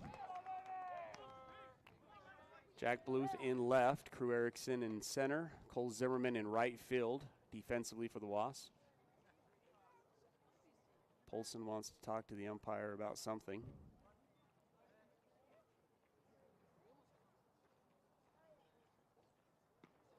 Yeah, I'm not sure where this pause in the I'm action pausing is, to see if the shotgun mic can pick it up. Yeah, well, we can turn this up here, Ty. Let's see what we got. Nope, not just working, unfortunately. just the crowd. Just getting the crowd, unfortunately. But we'll see here. This breaking the action brought to you by Mirror Lake Station, voted best donuts in Utah. Ty, your favorite one is their pizza-sized apple fritter. Not the raspberry pizza, fritter. Raspberry. Full, raspberry. It's a medium pizza. It's a medium fruit pizza. It's a pizza, full medium-sized pizza. Yeah. And you eat that whole thing in one sitting? Oh, no. Can't eat it in one sitting. I'm not. It's dinner for the week. Yeah. And it's fruit. It's raspberry. Call it good. So it's fruit. Well, I think, their big claim to fame is the peaches and cream. Yes. Donut And that's that one's definitely. I just like their simple glazed, not glazed. They put the white frosting with the chocolate drizzle on top of it. It's awesome. 1-2 pitch high after the discussion. Looks like it was a discussion about re-entering and rules like that. They are going to pinch run for Lauke at first base. So we got runners on every base. 2-2 count. Curveball. It's right at Chet. Chet's going to field it. Catches the line drive. Throws it to first base. And there's the double play. So Wasatch returns the favor. Lauke turned a double play to end to the bottom of the 6th. Chet Wilson catches the barrel by Polson, throws it to first base, and doubles it up. And Wasatch now is 1 out away from getting the victory in the top of the 7th. I don't know why I'm so surprised by this, but I'm amazed at how often the ball finds whoever you just put into the game. That kid just comes in to pinch run at first base, and just like that, he makes a mistake, and it just happens too often. And I think the reason why you see that a little more, Tyler, is in high school baseball, some of these guys coming off the bench, they're either young or they're not quite good enough to break into that starting lineup. And so they've got some deficiencies in their game, and it seems like the ball just seems to find them when they get in to get their opportunities. And that worked out to Wasatch's favor there. Curveball in there for strike 1 after a ball. Moves the count to 1-1. Pitch is swung on. It's going to be a ground ball at Bucad. The umpire has to jump out of the way. Bucad doesn't matter. He fields it, throws it to Bolender, and Wasatch gets the 7-2 victory to win the series. That is their 4th straight series win in Region 9 play. They'll improve to 9-3 and now have a series with Spanish Fork for the region title. We'll take a break. The Ace Timberline Hardware Store postgame show will be up after this. You might be used to having someone ask you the question, what is it that you need? I think that's limiting. I'm going to take you through a 6-step process, and it's simply answering questions. And it might not just be home. It might be that you want that fancy new car. It might be that you want trips. It's your list. What is it that you really, really want? Call Tom Stone at Guild Mortgage in Heber City. Tom Stone, MLS 257849. Guild Mortgage Company is an equal housing lender. MLS 3274. All loans are subject to underwriter approval. Terms and conditions may apply. Subject to change without notice. Hi, this is Nicole with Mountain Refined Furnishings and Flooring. And if you didn't know, we've recently partnered with Mattress Warehouse of Utah to bring you the largest selection of mattresses around. The team at Mountain Refined prides themselves on making your home a place where you love to be. We offer a large selection of furnishings, flooring, window treatments, gifts, decor, and so much more. If you haven't been by lately, stop and check it out. You'll be pleasantly surprised. We're located at 480 North Main Street. Heber City Point S is locally owned and operated by Larry Rhodes and Brad Hyatt. They offer the best brand tires at low prices with extensive knowledge and experience of repair and services with no pressure sales. Only what you need. They've been taking care of cars, trucks, and trailers for over 20 years. No appointment needed, conveniently located, free shuttle service, and free Wi-Fi. Take $5 off your next visit when you tell them 94.5 The Peak sent you over. That's Heber City Point S.